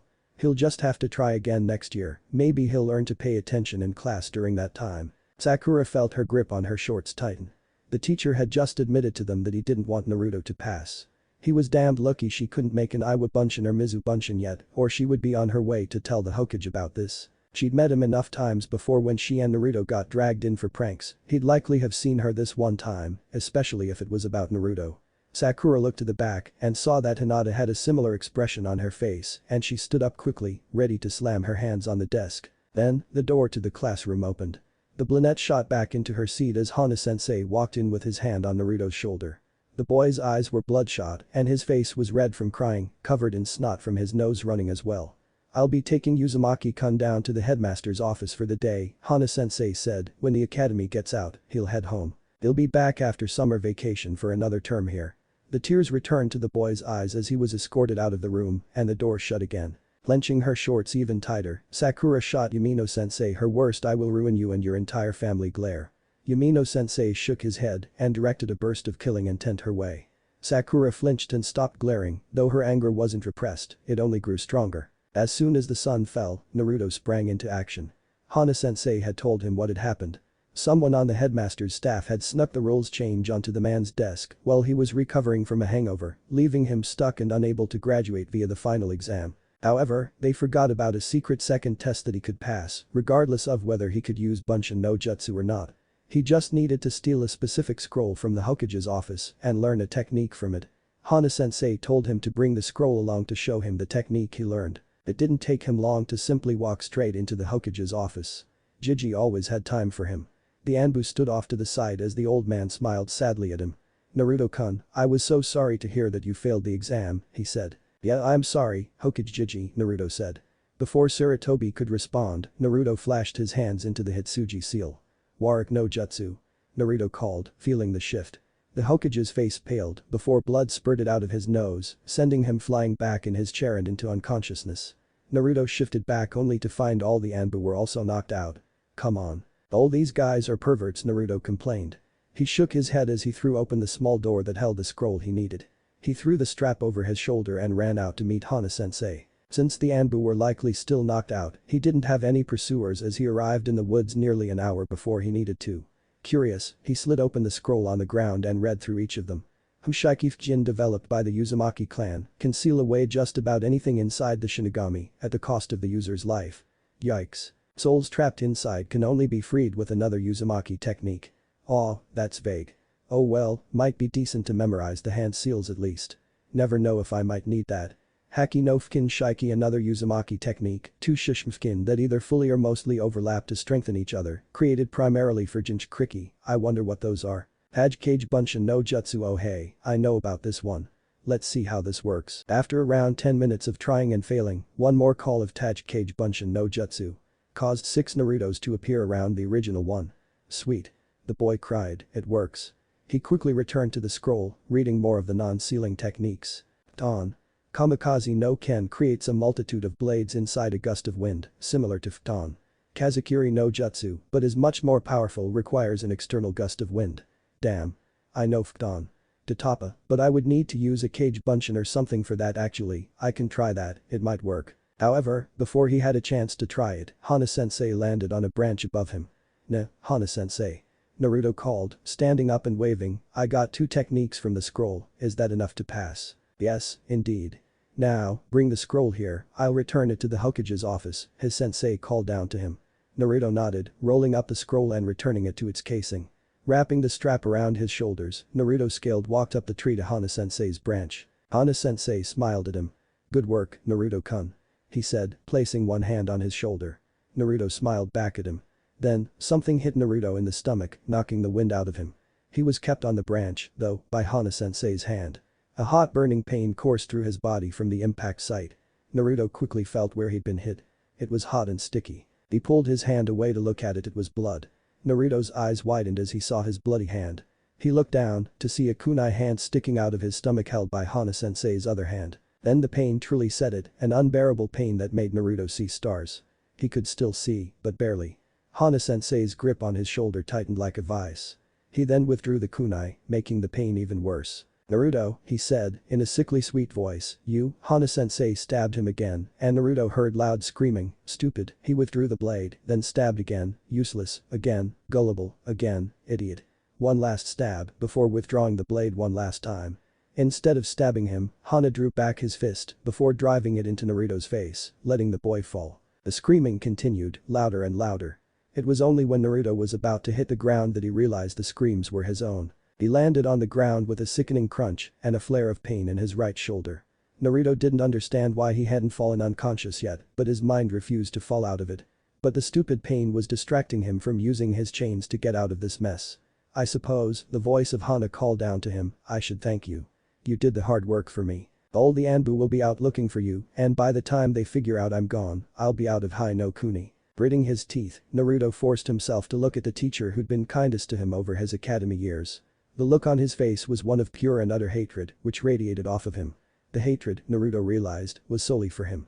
Why tears of both pain and sadness fell from his eyes, why does he hate me so much? Why? He called with the strength he had left, why would you do this, sensei? Don't call me that. Hana roared, jumping to a new branch. I'm not your sensei, I could never be a sensei to a monster like you. A monster? Naruto whimpered. Yes, an S-class secret of the village hid it from you.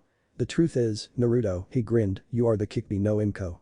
Naruto's eyes widened and he felt his heart almost stop. Hana laughed out loud. Ever wonder why everyone hated you?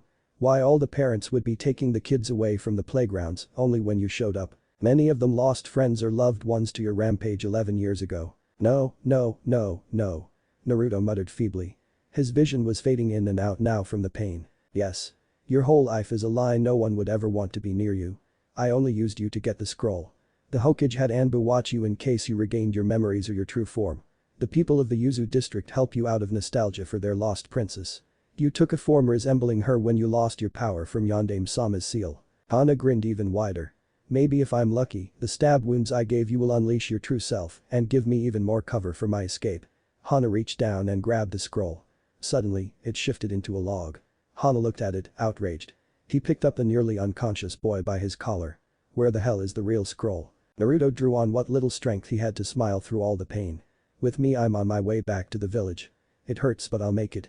The pain finally claimed him, dispelling him and letting his memories return to the real one. The real Naruto fell over, the rush of the memories coming to him. He trembled, forcing himself to his knees. Was he really the Kikbi no Imko? Did no one care for him for anything more than nostalgia or for their own selfish reasons? Even the Anbu, they were just to make sure he didn't explode. Naruto. A voice roared behind him. Naruto turned and jumped back. He slipped and fell on his butt, sending more waves of pain through him. He could taste his blood and felt it running down his chin. Hana landed on the branch across the way from him. You're faster than I was expecting, what with how much damage I did to you. You have to be falling into shock by now. When you die, Yondaime-sama's death will be avenged. But it matters not for me, I want that scroll now. He withdrew a scroll from his jenin vest. After he unsealed the scroll with a puff of smoke, a folded up Fukma shuriken emerged. Naruto pushed himself up and pushed his legs against the ground as much as he could. He couldn't feel the air on his face anymore and he felt the blood from his stomach wound sticking to his feet. The edges of his vision had a reddish glow to them, but he couldn't focus on that, he had to keep running. His right arm was practically dragging behind him. He tripped, but it wasn't on a root. He found himself entangled as metal wire that bit into his skin. He looked and saw Hana smiling, with the Fukma shuriken unfolded. Caught like a rat in a trap. Now die, demon. He said, pulling his arm back before throwing the shuriken straight at Naruto. Naruto closed his eyes tightly and held his breath, waiting for the end. Sorry, I won't be able to keep my promise, Sakura-chan. A resounding clang sounded in Naruto's ears. After a moment, he opened his eyes carefully to see a dark figure holding the Fukma shuriken inches from Naruto's face, but it was folded up again. Geesh, a familiar voice came from the figure. I know Naruto has a habit of pissing people off, but this is far beyond any justifiable retribution. A pair of red eyes containing Tomo faced back at him. Naruto grinned lightly before finally giving in and losing consciousness. Moving quickly to catch Naruto as he fell from the freshly cut wire, Sasuke grabbed Aritiid carefully and lowered him to the forest floor. He looked up to see Hana-sensei glaring at him. Some sensei he was. All he is now is a traitor. Uchiha-kun. What are you doing in the forest this time of night? Hana asked. Naruto wasn't at home, nor was he with Bubblegum. I traced his footsteps from the academy out to that clearing. I just followed the blood from there, Sasuke said, deadpan. I had hoped to find him for something of my personal interest, but it seems that'll have to wait. He crouched down with a shuriken behind him, prepared to open it. So, what, you'll side with the Kikbi no Imko over a jenin of Konoha? It seems that the Uchiha clan just breeds traitors, doesn't it? Hana said. For a moment, the world stopped. Before his eyes, the images of his dead family flashed by, in perfect detail. There was no way his Sharingan hadn't been active then, if he could remember it this well. He wasn't strong enough to save them, and he still wasn't strong enough to put their souls to rest. He needed to have a chance to get there, and this man, this traitor, dared to compare him to the one who killed all of them. Still too weak, his voice echoed in Sasuke's head. Without a word, he unfolded the Fma shuriken and threw it as hard as he could. A loud screech rang out through the forest. Sasuke watched Hana clutch at the deep, bloody gash that ran up his left arm. How did I hit you? Simple, Sasuke explained, I could see which direction you were going to move. Based on the movement in your legs, I threw it too far to the left. You jumped in that direction, so there was no hope in you avoiding it, he scoffed, but I'm still not very good with it, anyone with enough experience would have hit you dead on. Your Hana stuttered, before withdrawing another scroll. In a puff of smoke, a sword appeared in his hand, you're dead, Ichiha. Hana roared, jumping off the branch and diving straight for him. He must have gone into shock from that, his attack here is suicide. Oh well. He made his choice. Sasuke started to move his fingers into the Mi seal, but then stopped. He knew this guy likely had information, and it would be best to capture him, this once. Switching in the moment, he instead started with an A seal, rapidly flipping through them as Hana got closer. Clasping his fingers into the Taurus seal, Sasuke called out, Kaiten. Msenka no jutsu. Taking a deep breath, he blew several fireballs out into the air around them, several of them hitting his attacker directly, with a loud scream each time. Simply stepping out of the way, Hana Mizuki fell to the ground, unconscious and with severe burns all over his body. Feeling a slight gust of wind, Sasuke turned around to see an Anbu standing there, weapons ready. Seeing the severely burned Hana and severely injured Naruto, several more Anbu flickered into view. One of them, wearing a bear mask, quickly grabbed Naruto and flickered away with him. Another, wearing a rat mask, walked up to him. Uchiha Sasuke? The Anbu asked. He nodded. Thanks for protecting Naruto-kun. Few would have. Sasuke rubbed his arms, looking away. Don't thank me for it. It was nothing. He glanced down at the finely roasted former teacher. How did that guy ever pass the Chunin exams? I don't remember, and honestly, I'm really not inclined to care, the Anbu replied. Naruto woke up to the sound of beeping monitors. His eyes opened to a hospital room. Right, Sasuke came and found me. Naruto stared up at the ceiling, his stomach aching. He tried to sit up and succeeded in setting off one of the monitors. A nurse came running in, but her face fell when she saw that he was fine. Naruto could feel disappointment coming off her, as well as hate. Naruto just looked down at his lap. After the nurse looked him over, while also being far too harsh with his still healing shoulder, clearly on purpose, she left the room without saying anything further. An hour later, the Hokage walked into the room. Naruto-kun. My apologies. I'd have been here 15 minutes sooner, but I had a rather rude nurse to deal with. You'll be cleared to leave the hospital this afternoon. Your arm will heal by the end of the day, more than likely, he explained. Naruto nodded, barely looking up. The Hokage took off his hat and sat down on the chair. I understand that Hana Mizuki said some things to you when you saw him. Naruto nodded, tears pooling at the corners of his eyes. I'm so sorry, Naruto-kun. To find out in that way, I'd intended to tell you when you'd made jenin, break it to you carefully. So, it's true? Naruto asked, the tears starting to fall. I'm really the Kikbi no Imko. The Hokage sprung forward and grabbed Naruto's hands. Listen to me, Naruto, he said, firmly, you're not the Kikbi. Anyone who understands a thing about history or sealing would know that. You are the Kikbi Jinchuriki. A jailer, if you will. Sarutobi shook his head. It is a burden that you inherited from your mother. She kept it imprisoned and prevented it from harming the outside world. So, I have it because my mother died. Naruto asked, sniffling. Yes. If your mother had survived the night, we could have sealed the Kikbi back into her, or at least most of it.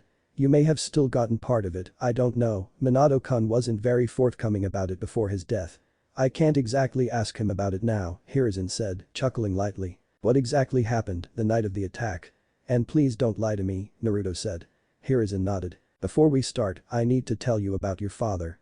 I didn't intend to tell you until you made Chunin, but I owe it to you. Your father was my successor, Namikaze Minato, the Yondaime Hokage, Sarutobi said. Naruto's eyes went as wide as saucers. I'm surprised so few people figured it out. You have a good amount of his face and his eyes. Maybe it's the whiskers. Why, my father is Yondaime-sama. Naruto whispered to himself. His fists clenched and unclenched, who else knew? The Anbu, the clan heads, my counselors, a few civilians, and several assorted genin. That includes Jiraiya-kun, who was your father's sensei, as well as the rest of Team Jiraiya, the Hokage explained. Now, listen, I don't know many details of what happened that night. I remember that they snuck Kushina Dono out of the village to have you. So that when her seal weakened during childbirth, nothing would happen. But something did happen, Naruto guessed. Yes. Someone attacked them, killed the midwives, my wife among them. Sarutobi shook his head to clear the grief. From there, they unleashed the Kikbi from your mother and set it loose on Konoha. I'm sorry, Jiji, Naruto said. "It's not your fault, Naruto," Hiruzen said. When the Kyuubi attacked, Minato-kun said that he had a plan. He didn't explain what it was, but he took you and Kushina Dono on his toad and chased the Kyuubi down before teleporting it outside the village. Your mother used her chains to form a barrier around them to avoid further attack. We tried to get through it, but your mother was one of the best in the world at barrier seals. All we know at that point is he used the Shikifujin to seal part of the Kyuubi inside of himself. From what I could tell, it was the yin aspect of it. The yang part of it was sealed within you using the Haki no Fukin Shiki. This is what gives you your ability to sense people's negative emotions, the Kyuubi's chakra mixing with your natural sensory abilities. Uzumaki Mito, your great-grandaunt, also had that power. She was the first Jinchuriki. Your mother was second. You're the third to hold it. So, Yondaime-sama sealed the Kyuubi into me because he had no choice? Naruto asked. Hiruzen nodded. Yes. I have no doubt in my mind that if Minato-kun could have, he would have dragged the entire Kyuubi into the Shinigami with him. The Sandaime stood up and put his hat back on. When you're discharged, come to my office. We have many things to discuss. And do not mention either of the things I have told you to anyone. Those are S-class secrets, and speaking them is punishable by death. Naruto nodded at that, he had so much to think about. His father was the freaking Yondaime. The most powerful shinobi ever. Even just during the Third War, he was likely rich from all the bounties and missions he did as a jenin. He had to have done a ton of stuff to get a big enough name to become Hokage. All the stuff that he'd been told about his mother being friends with the Yondaime fell away to something that made far more sense. If the two were married, of course he would go out of his way to do things for her. Of course she would know his jenin team, she likely showed up to see him every day. A few hours later, he was discharged from the hospital, to the relief of many of the nurses and doctors there. As Hokage Jiji had asked, he'd made his way to the Hokage tower and up to the top of it. Once he entered, the Hokage activated the silencing seals in the room and had his Anbu guard the door. Alright, Sarutobi said, Uzumaki Naruto. Yesterday, you entered this office under false pretenses and stole the scroll of seals, written by the Shodai Hokage. Naruto looked down at his feet. However, the Hokage continued, it has come to our attention that you were manipulated by Hanamizuki, former shinobi of Konohagakure no Sado, into doing that. Under interrogation, he admitted to sabotaging the final exam against you. And when you realized deception, you attempted to get the scroll back to Konoha. Also, the heirs of the Uchiha and Hyuga clans were very adamant that you be allowed to pass due to irregularities, and those two are rather persistent, you know this, of course. Therefore, Uzumaki Naruto, for your service to the village, it is my honor to promote you to Genin of Konohagakure no Sado. Congratulations, Sarutobi said, with a smile. Naruto froze solid, carefully looking up at the Hokage. The old man had a large smile on his face. Out of the desk, he pulled out a Hittite and held it out to him. Holding his breath, Naruto stepped forward, one step at a time. After a few moments, he reached the Hokage's desk. He reached forward and took the Hittite from the Hokage. Come back here tomorrow to get your registration photo and shinobi profile filled out, Sarutobi said, his eyes shining with happiness. Dismissed, Genin Uzumaki. Naruto trembled, and with tears falling from his eyes, he nodded. Yes, Hokage-sama. As he turned to leave, a small scroll with a 2 kanji 1 was handed to him by an Anbu. Commission. Is this for sealing? I thought it would be a little bit before I got my first one. Oh well. It was long past sunset when Naruto finally got back to his apartment. He knew he had a visitor as soon as he walked in, but was surprised to see that it wasn't Sakura, but Jiraiya sitting on his couch. Took you long enough, kid. I was worried I'd have to let sensei know I was in the village, he said. What are you doing here, Iro-sensei? Naruto asked. Oh, don't call me that, I'm not your teacher, I'm never taking on another team. I'm here to give you this, Jiraiya said, a grin wide on his face, as he unfurled a large scroll from his back. Consider it a graduation present, he continued. On the scroll was a long list of names, each signed in blood. A handprint also accompanied each name. What exactly is this?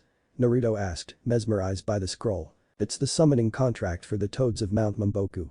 Sign on the line, and you'll be able to summon all the same toads as I can, once you can control the chakra.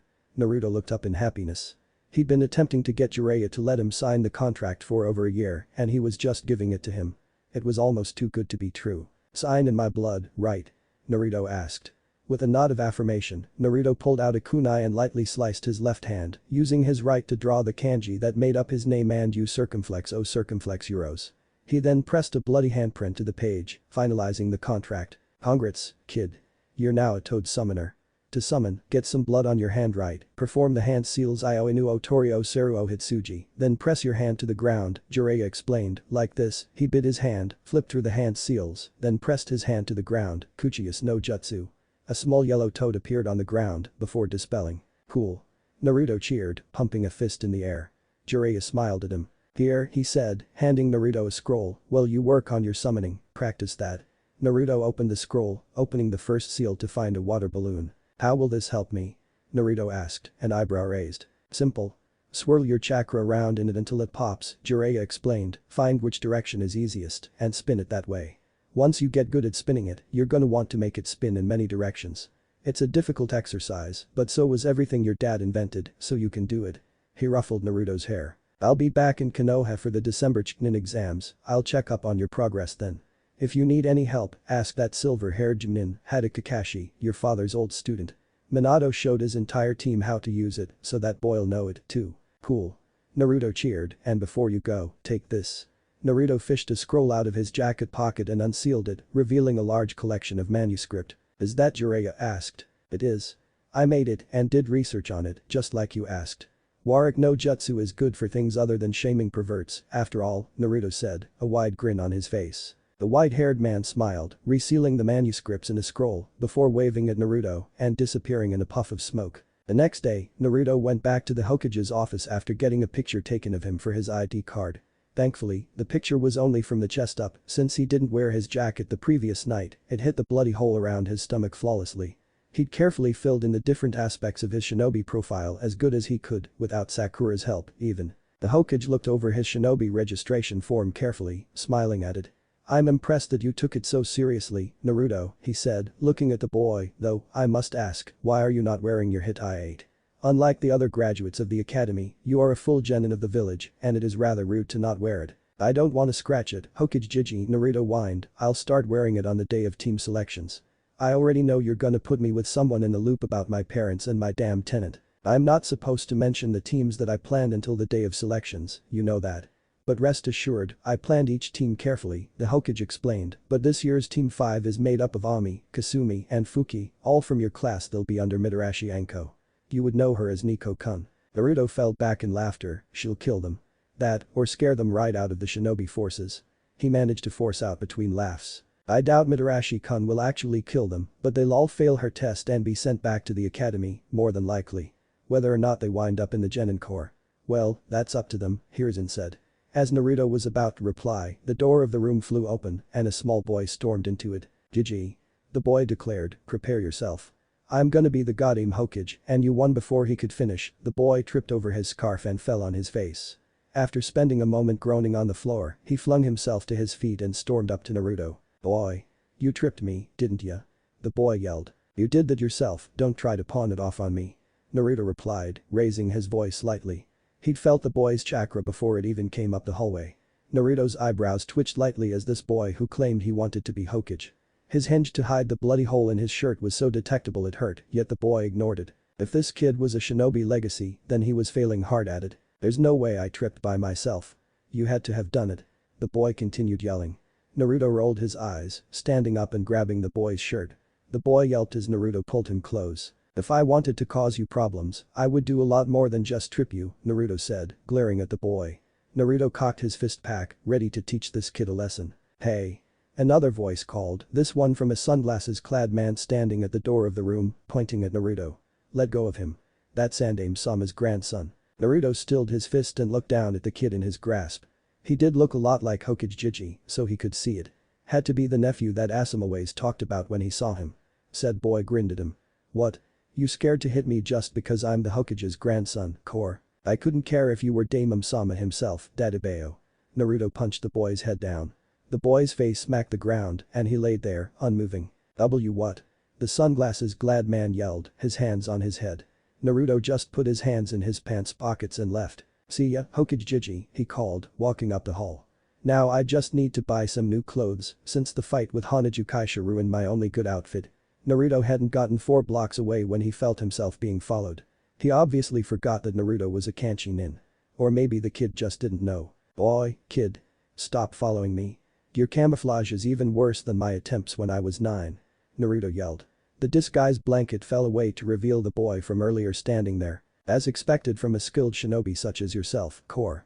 The boy cheered. He ran up to Naruto and pointed directly at him. From now on, I'll be your apprentice. You've got to be kidding me, Naruto said, crossing his arms, and, pray tell, why exactly would I do that? Come on, help me out here, senpai. The boy yelled. Naruto blinked and turned carefully to face him, blushing lightly. Senpai? Naruto stuttered. The scarf-clad boy nodded again. Yes. Asumijai-chan told me that you could knock down a tree with your abilities. Please, senpai, teach me. He begged. Well, I guess I can teach you a few things, Naruto said, scratching the back of his head. The blush still hadn't faded. Damn kid, why did he have to know my weakness there? Asuma, you suck. Before they continued on, Naruto quickly created a Kage Bunshin to go and do his clothes shopping for him. He wished they had the durability of his Kaminari Bunshin, but at least these things had a mind of their own and could go anywhere. He wanted to practice his Genjutsu, and he had some ideas, but Sandaime-sama had firmly put his foot down. He was not allowing Naruto to put seals on his body, despite his arguments as to why it'd be helpful. Alright, the first thing you need to know about ninjutsu, my little kamae, is how your chakra works, Naruto explained. I know how chakra works, Naruto-senpai, the boy said, shaking his head. Naruto stopped short. Oh well, then, which of the Academy 3 can you do? Naruto asked. The boy quickly put up the Hitsuji hand seal. And no jutsu. The boy called, before turning into a fat, deformed Naruto. Naruto sighed and shook his head at the sight, before waving for him to change back. Okay, you have work to do. You can't use proper ninjutsu until you work out the tricks with those. Try it again, really focus this time, Naruto said. The boy grunted and tried again, this time making Naruto not quite so fat. The third time, he got the right body proportions, but not the face. Focus on my face, and work on copying every feature from it, Naruto said. The boy nodded and continued to transform again and again until he turned into a perfect Naruto. Once he achieved it, the boy let out a loud cheer in celebration. Naruto bought them both sodas and took him into a small forest park to relax. Say, Kamae, you never told me your name, and it feels weird to just call you that, Naruto said. The boy frowned. No one cares about my name. But since you asked, my name is Sarutobi Konohamaru. I was named after the village by Aji-sama, so everyone should remember it, the boy explained, but no one call me by my name. It's always Imago-sama because that's all they see me as, the grandson of the Sandaime Hokage. That's why I wanna beat him. I wanna be seen as me, not as part of Aji-sama. These kinda like me, Naruto thought, looking up at the tree line, almost everyone only sees me as an extension of my damn tenant, not as Uzumaki Naruto. It's not just that, either, Konohamaru continued, I want to prove myself to the rest of the Sarutobi clan. Aji-sama has been head of the Sarutobi for as long as my father has been alive. I'm supposed to be the heir, but most of the elders want Asumijai-chan or Atom-sama to take over after Aji-sama retires. I want the elders to acknowledge me as the heir. It'll let me talk to the other clan heirs easier, since I was born 3 years too late to be in school with them, Konohamaru continued, with the heirs behind me, I can become Hokage easier. What do the clan heirs have to do with anything? Most of them are boring or annoying, in the case of Inuzuka-san and Yamanaka-san, Naruto said. They'll be clan heads one day, Konohamaru said, clasping his fingers, and that means there'll be a block of the conclave that will decide who the Hokage will be, one day. And they'll have direct control over the village's Kekkei Genkai and many of the most experienced shinobi. And the most powerful Hijutsu in the village, of course. That made sense to Naruto, at least. Gaining the approval of the different clans seemed pretty important and a necessary step to becoming Hokage. Why does it have to be so hard to achieve, I wonder? How could Sakura be interested in all that? Well, Naruto said, standing up, get up then, Konohamaru Kamae. Naruto gave the boy a wide smile. We still have work to do. If you think you can do it, anyway. Konohamaru hopped to his feet and nodded. What should I do now, senpai? Naruto placed his hand on his chin, thinking about what needed to be done now. Use Kawarimi no Jutsu to switch with that log over there, Naruto said, pointing into the distance. Konohamaru nodded, flipping through the hand seals and vanishing in a puff of smoke. He didn't make it all the way to the log, but made it a fair distance. Not bad, Kamae. You certainly have a decent foundation, if not the experience necessary to build on it, Naruto said. Now, I believe next we should. Next, you should leave Imago-sama alone and go back to your den, a voice called. Naruto turned his head up and saw the bandana and sunglasses clad man from earlier standing on a branch above them, glaring down at him. Naruto could feel the hate radiating off of him. This guy too, I thought most shinobi couldn't care less about my tenant. Ha. Ha. Ha. You're very funny, Kuramagane-chan. Naruto called. Problem is, you're interrupting training time with my little Kamae. So why don't you just head on home? Konohamaru-kun will be just fine here. Imago-sama. The man called, completely ignoring Naruto, we should go now. Stop hanging around with this bad influence. I'm not going anywhere. Konohamaru called. Naruto-senpai said he'd teach me how to defeat Hokage-sama and I wanna learn from him, core. Yet, a Hokage must be many things. A Hokage must have grace, discipline, skill, and tact, the man said. They must also be a master of at least 3 elements, know many jutsu, and previously be a jenin of the village. And to master that quickly, you need guidance, Amago-sama. I can provide that guidance. Leave me alone. Naruto-senpai has taught me plenty more than you, Ibisu-sensei, and I only met him today, core. Konohamaru yelled, putting his hands in the Hitsuji seal. Henge no jutsu. A puff of smoke later, and Konohamaru was replaced by an attractive girl in a bikini. Naruto simply put his head in his hands. I knew teaching him the Henge no jutsu first was a terrible idea. Should have gone with Kawarimi, that can't be abused like that. What kind of disgraceful jutsu is that?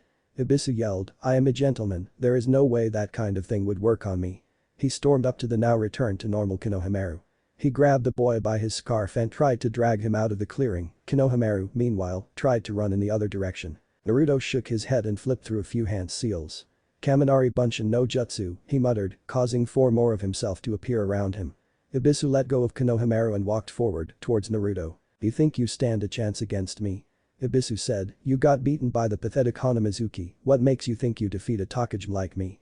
Naruto shook his head and simply took off his shirt, dispelling the henge he put on it, revealing the jagged scarring on his stomach. Why would you take off your shirt? Ibisu began, but then began screaming as he was neatly gift-wrapped in golden chains, complete with a small chain bow on top of his head. His Kage Bunshin that he'd sent clothes shopping earlier just happened to walk onto the field then, and in his infinite wisdom, he walked up behind Ibisu. Said Bunshin then proceeded to give the man the most brutal wedgie Naruto had ever seen. After a loud scream by Ibisu, the other Naruto then walked up to the real one and handed him a storage scroll. He then dispelled himself with a smile. Well, that happened, Naruto said, blushing the antics of his Kage Bunshin. He released the chains to let the unconscious Ibisu collapse to the ground. Konohamaru, meanwhile, was rolling on the ground laughing. Naruto simply shook his head. Creating 3 more Kage Bunshin, he had 2 of them take Ibisu to the clinic and 1 of them to run and grab one of the Anbu to explain the situation. Alright. Great job, Konohamaru-kun. You've gotten to pretty much on track with the year above you, Dadabeo. Naruto cheered. Konohamaru was kneeling on the ground, panting. Naruto had drilled him relentlessly on the Academy 3 and promised to teach him more advanced skills next time they met up. Remember, Kamae. You need hard work and determination to get anything done. Just getting lucky won't always help you, Naruto explained. I have my chains, but I needed to train hard to use them. I still rip up my clothes when I use them, sometimes. You need to try. If you work towards it, you can do anything you set out to do. Hi. I won't let you down, Naruto-senpai. Konohamaru yelled before turning around and running into the distance with noticeable spring in his step. Naruto took a careful walk back to his own home. He would spend the next week training his own jutsu he'd needed. There was no telling if his Junin sensei would be a cruel ass who'd try to get him killed out of spite, after all. After placing his storage scroll in the right place on his dresser, he changed into his pajamas, folded up the futon since he was alone tonight, and went to sleep. It would be a long last week before team selection day. Naruto just hoped it wouldn't turn out as bad as he thought it might. The alarm clock rang out across the small bedroom loudly, disrupting the peaceful sleep of 11-year-old Uzumaki Naruto. Smacking the off button lightly, the boy sat up and stretched. This was it. The day that he would finally be assigned to a genin team. Smiling, Naruto threw off his sleeping cap and dashed over to his washroom to get ready for the day. Once he was finally all ready, ignoring the soreness from the previous day's training, he finally unsealed the storage scroll with his new clothes. His sandals would be unchanged, but the rest of his outfit would get a small makeover. He was a shinobi now, not an academy student. Cream-colored pants, a dark blue shirt, and an orange zip-up hoodie with the Uzumaki clan crest on the back and the left shoulder. Those fools wanted me to give up my orange. Screw that. If Sakura can be a shinobi with her bubblegum pink hair, then I can be a shinobi with an orange jacket. Naruto carefully put on his hit I-8 in the style of a headband to keep his hair from falling in his face. Once he was satisfied with his appearance, he sprinted to the door and down the stairs of his building before running out into the road and heading off on his normal route to the academy. As he skipped past the gate out of the Yuzu district, a familiar voice called out to him. Boy. Naruto-kun. Wait up. Sakura called as she ran up next to him. Naruto smiled brightly. Sorry, forgot to wait for you, Sakura-chan. I'm just too excited to get assigned to teams today, Tobeo. Naruto said. He turned to Sakura, who was giving him a curious expression. What? And? Who do you think is gonna be on which teams? Sakura said, eyes glistening in excitement. Well, I'm really not supposed to say anything, but Ami, Kasumi, and Fuki are all getting put on a team under Nico-chan since she just took a leave of absence from Anbu, Naruto whispered, barely stifling a giggle. Oh man, she'll destroy them or scare them out of the shinobi program entirely. Sakura laughed, and not a single one is gonna be with Uchiha-san. So they're probably gonna throw either me or Hinata-chan on his team. Eat your heart out, Ino Buta.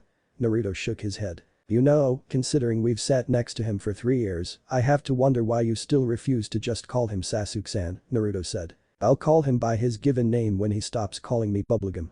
It's almost as annoying as being called Forehead Girl. Sakura said, waving her arms in the air in frustration. And why do you care? You never really cared about Uchiha-san before. Naruto shook his head. Some shinobi about to go nuke Nin decided to try and take me out before he left. If Sasuke-san hadn't found me I wouldn't be here right now. Sakura stopped in her tracks, noticeably paler than before. So, that's why you disappeared for the past week? In the hospital or something? Sakura asked. Kind of. I did some solo training yesterday. I also learned a new jutsu. Naruto said, crossing his fingers and making 2-cage bunshin. The 2-cage bunshin proceeded to fist bump before dispelling. Sakura just stared at it in awe. You got cage bunshin, that's A-rank ninjutsu. Sakura said, with a huge smile. Well, actually, that's Taj Kage Bunshin no Jutsu, it's a kinjutsu that Hokage Jiji gave me express permission to use in combat, Naruto explained. It's still the same technique, but the kinjutsu version I've heard that even Sandaime-sama can't do without jeopardizing his life. How much chakra do you have? Sakura was still talking really loudly, but Naruto didn't feel like correcting her. He didn't want to get thrown through a wall again. Okay, that only happened once, but she still scared him when she talked loud. The two continued chatting amicably until they finally got to their classroom. The two filed in and took their usual seats next to Sasuke, whose face had a noticeable look of relief as the fangirls started to pile in after them. Boy. Uzumaki-kun, I know you want to be with your friend, but this room is only for those that have graduated, one of the teaching assistants called. Naruto clenched his fists and jabbed a thumb at his hit I-8. Sorry, but Hokage-sama gave me a field promotion for stopping a nuke nin from stealing the scroll of seals, Naruto said. I was told to report here for team selections, as if I was a probationary genin like the rest of my class. Can't blame y'all for not knowing that. Since you weren't there, Dadabeo. Naruto pointed to his left. Well, except for Sasuke-san, of course, he kept the battlefield lit up for me. The fangirls all squeaked at the thought of Sasuke fighting off some badass nuke nin. More like I roasted him for Anbu after you got wrapped up in wire strings, but tell yourself whatever you want to feel better about that. Congrats on the promotion, though, Naruto, now maybe I'll have someone competent to spar with, Sasuke said, breaking his silence earlier than usual. Just remember our deal, Sasuke-san, Naruto said. Yes, I'll make sure to bring you with me so you can get your answers, Naruto. Hokage-sama should allow that much at least, Sasuke said, rolling his eyes. Yumino-sensei chose that opportunity to walk into the classroom. Alright, that's enough of that. Everyone, sit down. Yumino yelled. As of today, you're no longer students of the academy. You are all now probationary genin of Konohagakure no Seido. There are much higher expectations placed on you. I would also like to apologize for what happened on graduation day. My failing to look into something that made someone who should have graduated easily unable to graduate with everyone else, he said, bowing lightly to his students. Hearing a creak, Naruto spun around to see Hinata stand up in the back of the room. Thank you for apologizing, Yumino-sensei. But if you make Sakura-chan or Naruto-kun cry again, the Naka River will run red with your blood. Be good, now. Yumino shuddered. He likely was about to open his mouth, but then remembered exactly who Hinata was exactly. He simply coughed, but kept glancing back at Hinata with worry. I will now read off the roster of each team. Team 1. Hey, who do you think I'll end up with as a Junin-sensei? Naruto asked Sakura, enthusiasm dripping off his voice like a waterfall. Well, it has to be an ex-Anbu, more than likely. No one else would be willing to take up the responsibility of training the village pariah, Sakura said, pretending to inspect her nails. Team 5. Ami, Kasumi, and Fuki. You'll be under Mitarashi Anko, Yumino said. Naruto shook his head and laughed at how doomed those girls were. Shut up, grape tomato. Ami yelled at Naruto, face beet red. Naruto simply ignored her. Team 7. Uzumaki Naruto, Haruno Sakura, and Uchiha Sasuke. You'll be under Hada Kakashi, Yumino continued, his face falling as he read the name. Naruto's face fell straight into the desk. They made Nai-sama-sensei. Really? Well, at least he can train Sasuke-san with his Sharingan. Team 8. Haika Hinata, Inyazuka Kiba, and Aburam Shino. You'll be under Ikki Kurenai. Team 9 is still in rotation from last year. Team 10. Yamanaka Ino, Nara Shikamaru, and Akimichi Chimjai. You'll be under Sarutobi Asuma. Oh come on. Why do Forehead Girl and Uzumaki get to be on Sasuke-kun's team while I'm stuck with Lazy and Chubby? Ino cried. Because of a personalized request from Uchiha-kun to the Council of Clans, Yumino stated, who, in turn, passed it on to Sandaime-sama. The only kunoichi from his class that Uchiha-kun was willing to accept were Haruno-kun and Hyuga-kun. What? That such bully Ino began, but was interrupted by a rather loud cry. Shanarm! Sakura yelled, slamming her fist hard into Ino's face. The blonde never had a chance of dodging. Ino flew off the ground and into the far wall, near the door to the classroom. Naruto's glance briefly passed back to Sasuke, who was clearly trying hard not to smile. And that's how you take out the trash, class, Sakura said with a smirk, wiping her hands with a clap. Quite, Yumino said, a look of minor amusement on his face. Now all of you, sit down and wait for your sensei, I will allow no further fighting. One by one, each team sensei arrived to pick them up. After half an hour, everyone, save Team 7, was gone. Another half an hour later, Yumino sensei left. Another hour, and still nothing. Sasuke simply sat twiddling his thumbs. Naruto pulled out his Genjutsu scrolls and began tinkering with something on one of them. Sakura tried to read a book, but just couldn't focus on it. Then Sakura stood up and punched the desk. Who the hell does our sensei think he is? Naruto-kun. Prank. She yelled. Type, level, Naruto said, not even looking up from his scroll. Extreme annoyance, level 3, Sakura replied. Naruto immediately hopped off the bench, sliding another scroll out of his jacket. He ran over to the blackboard and grabbed an eraser. Turning around, he walked behind Yumino-sensei's desk while muttering something about lateness. Finally, he ran up, grabbed a stool, then stuck the eraser in the door. Done. You're paying it at Ichiraku tonight, Sakura-chan, Naruto said. Sakura just gave him a thumbs up in response as he walked back to his seat, likely to continue fiddling with whatever he was drawing. You're kidding me, right? Sasuke said. There's no way that a genin would fall for such a stupid. His words betrayed him as the door slid open and a mop of gray hair walked into the room. The eraser simply fell onto his head, bouncing off in an explosion of dust. Said person looked down at the eraser, then directly at Naruto, who stuck out his tongue in response. First impressions, why did I agree to this? He said, shaking his head. He then pointed to the ceiling, roof. 5 minutes. Then he flickered away. Naruto was the first to pack up his stuff. He sealed his ink and brushes into a scroll, put his scrolls into his hoodie pockets, then hopped off his bench and walked out the door. Sakura stood up and followed, and from the sound of the footsteps, Sasuke was right behind her. 2 minutes later, the three sat on the roof, Sasuke in the middle, Naruto on the right, Sakura on the left. Their prospective sensei knelt on the parapet, focusing in on them. Right, he said, closing his single eye, introduce yourselves. Akabe M, you first. Naruto rolled his eyes at the nickname, why don't you go first and give us an example, Nai-san? The gray-haired man flinched at the name. Fine. My name is Hada Kakashi. My likes and dislikes I don't feel like telling you. My dreams for the future? I've never really thought about it. As for hobbies, I have lots of them, none of them appropriate for your age, he said. Translation, Naruto interrupted, I like icha and talking to my team's graves. I dislike those that betray their teammates and those that threaten my books. My dream is to eventually try out all the stuff in at least one of the icha books. My hobbies include reading icha and talking about my life to my friends' graves. Kakashi simply glared at the boy. You done yet? Yes, Naruto said, crossing his arms, as a satisfied smirk crossed his face. Good, then you can go next. Naruto shrugged, my name is Uzumaki Naruto. I like ramen, genjutsu, training, and Sakura-chan. I dislike the people who think a bowl that has ramen in it is ramen. Naruto drew the kanji for fox in the air at that, which Kakashi acknowledged with a nod. My dream is to be acknowledged by the people of the village. My hobbies include training, pranking, practicing my genjutsu, and talking to Okei-sama's grave. Kakashi scratched his head. Alright. Pretty, you're next. Sasuke crossed his arms. My name is Uchiha Sasuke. I don't like many things. I dislike a lot of things, especially my fan club, he spat on the ground in front of him. My only real hobby is training. I don't have a dream, it's an ambition. I'll revive my clan and introduce a certain man's heart to the pointed end of a sword. Remember, Sasuke, Naruto said. But not until Naruto gets some information out of him, Sasuke finished. It won't affect my mission performance, sensei. Right, Kakashi said, scratching his head harder than before. Sakura sighed internally. Naruto had probably put itching powder in that eraser. Bubblegum. Kakashi called, you're next. Sakura clenched her fists against her shorts tightly. I'm Haruno Sakura. I like Naruto-kun, reading, genjutsu, and studying genjutsu. I dislike being called bubblegum and people who mistreat Naruto-kun. My dream is to meet Senjutsu Tsunade one day and become Hokage. My hobbies are training, reading, and planning pranks with Naruto-kun. Becoming Hokage. That's quite an ambitious dream. Let's see if you can live up to it, Kakashi said as he continued scratching his head. Good, so we all know enough about each other. Well, then I should let you know that tomorrow we're doing survival training. What kind? Sakura asked, we already did tons of it at the academy. No, you misunderstand. You'll be surviving against me, Kakashi said, pointing to himself.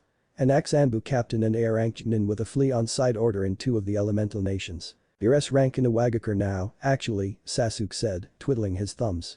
Kakashi glanced at him. Oh, really?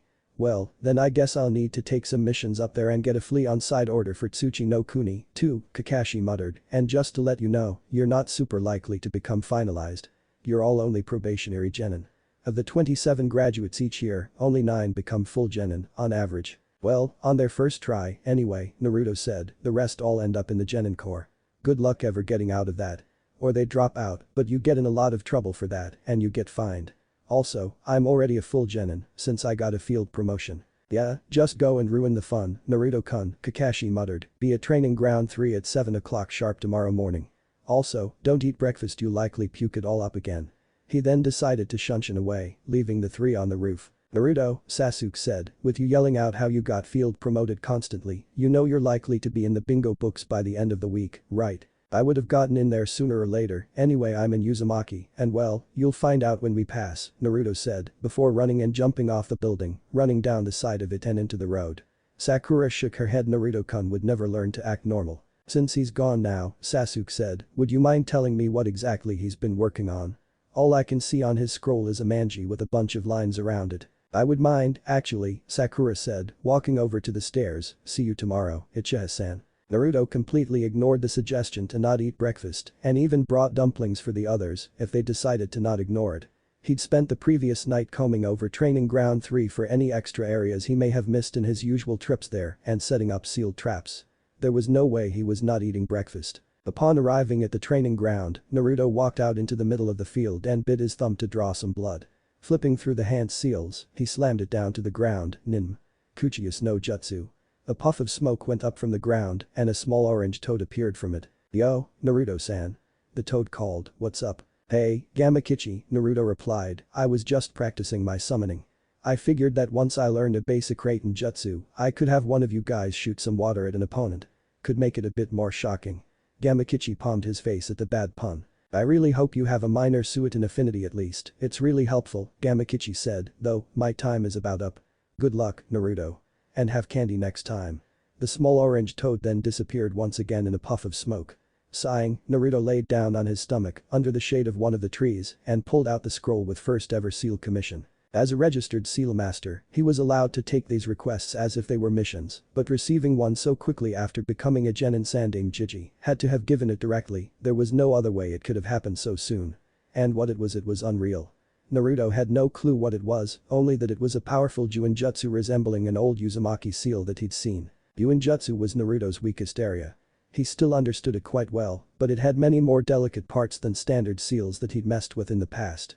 The seal was so intricate that even after a week, he hadn't been able to decode any of it. Which was, of course, a problem. He needed to find out which parts of the seal represented what. It was even worse that it was a compressed seal, and not the full thing. Unfortunately, the commission had very little information on the workings of the Juinjutsu. Hence, why he sat here, scanning over the scroll with the full seal inscribed on it. On the surface, it wasn't complicated, a counterclockwise manji with 2 lines on either side of it. But hidden within the manji were many small components, and the lines also seemed to hide their own foci. After studying it for nearly an hour, during which time he heard his prospective teammates arrive, he found a small receptacle component hidden in the trailing arm of the heaven piece of the manji. It was obvious that it was supposed to react to something, but he couldn't tell precisely what. It was exactly what he'd been looking for. This piece followed thin connectors up the arm of the manji into a small point at the junction of the heaven and light arms. Cleverly hidden there was a small focus.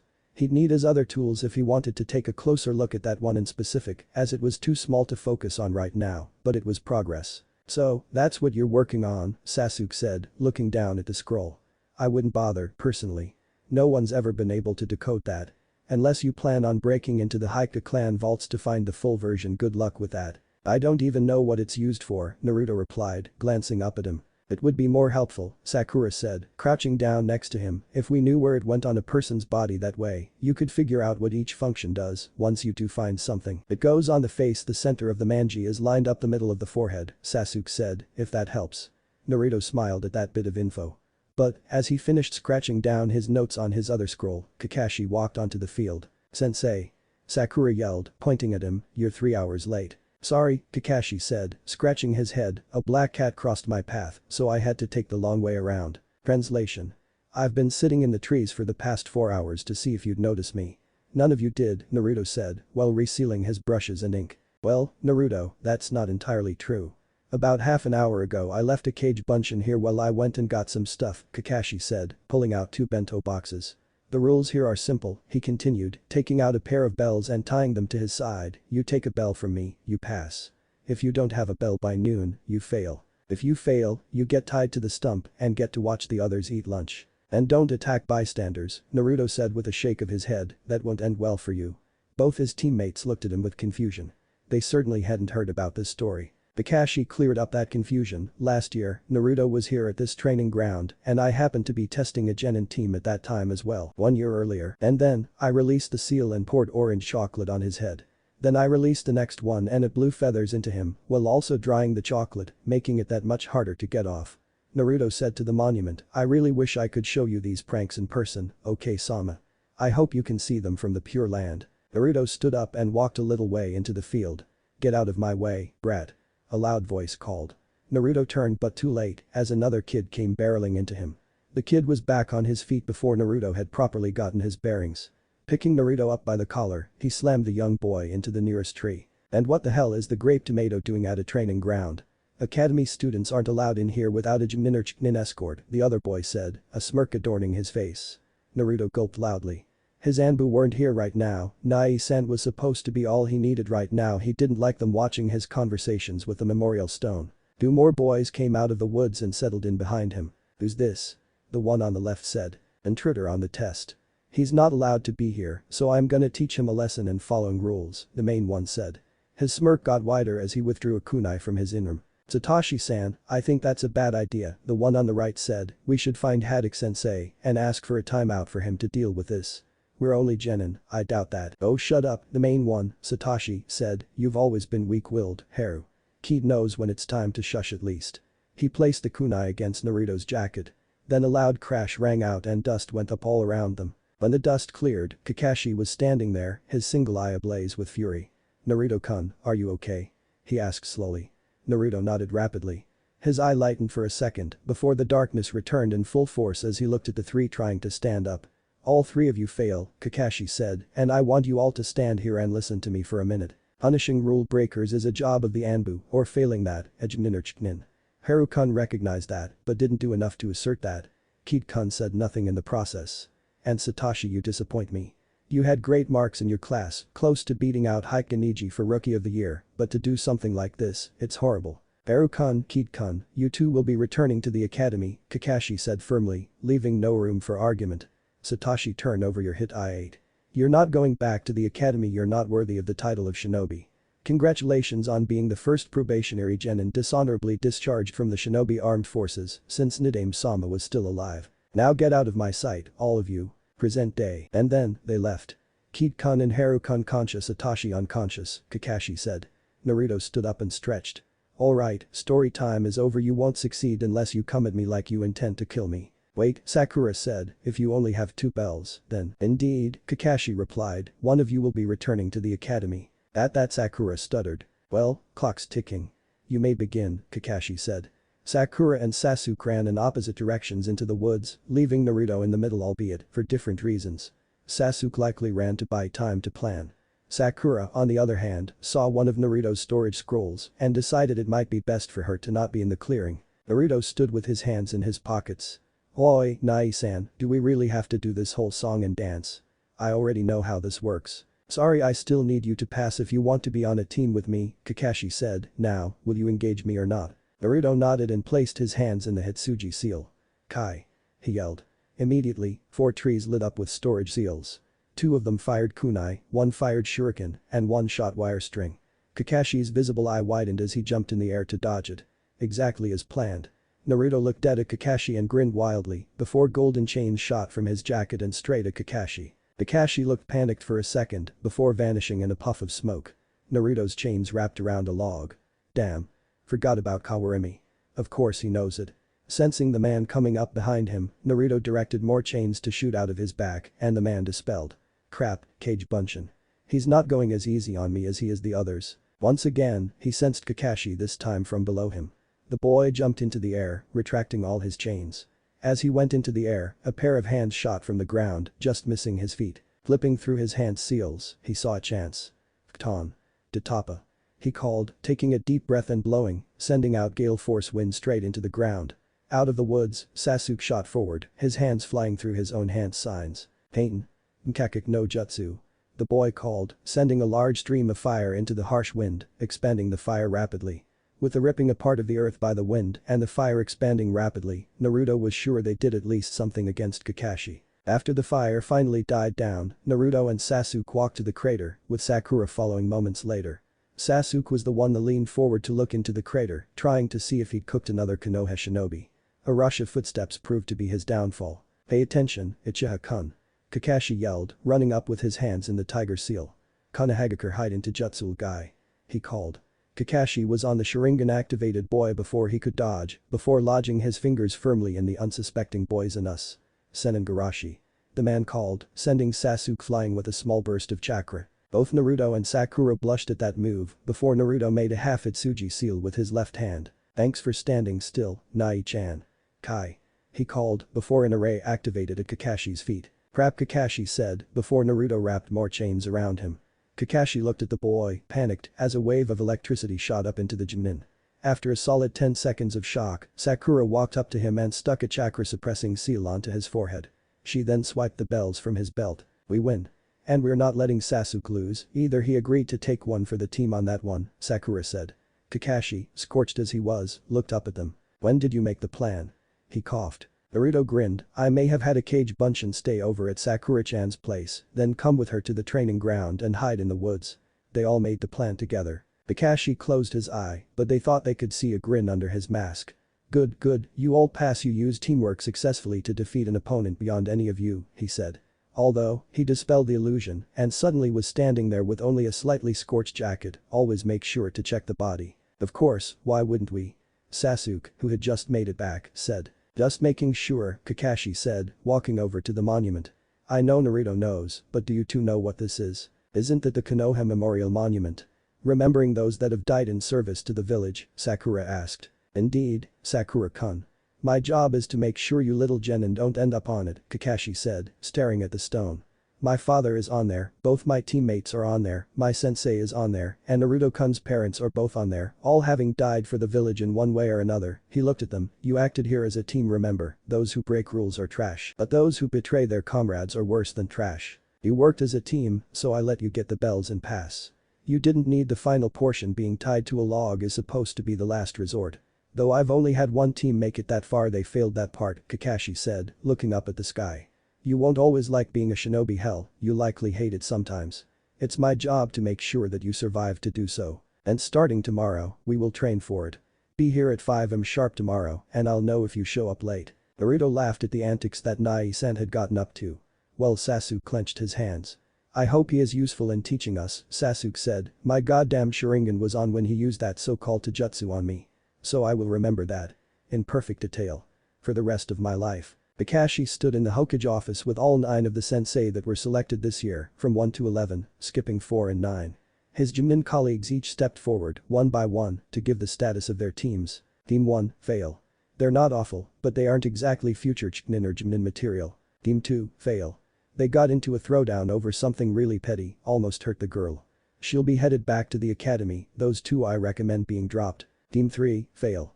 No innovation whatsoever, completely academy by the book stuff. Team 5, Anko said, making everyone look in anticipation. Epic. Fail. All 3 of them suck. They're all fangirls of Uchiha-kun and seem to think being Kunoichi would be glamorous, romantic, and wonderful. They refuse to do my task and I recommend dropping them. Team 6, fail. Nothing terrible about them, but they really could use the remedial training. Kakashi finally looked up from his copy of Icha Violence. Team 7, pass. He then flipped to the next page, ignoring the looks of disbelief from all the other jenin in the room.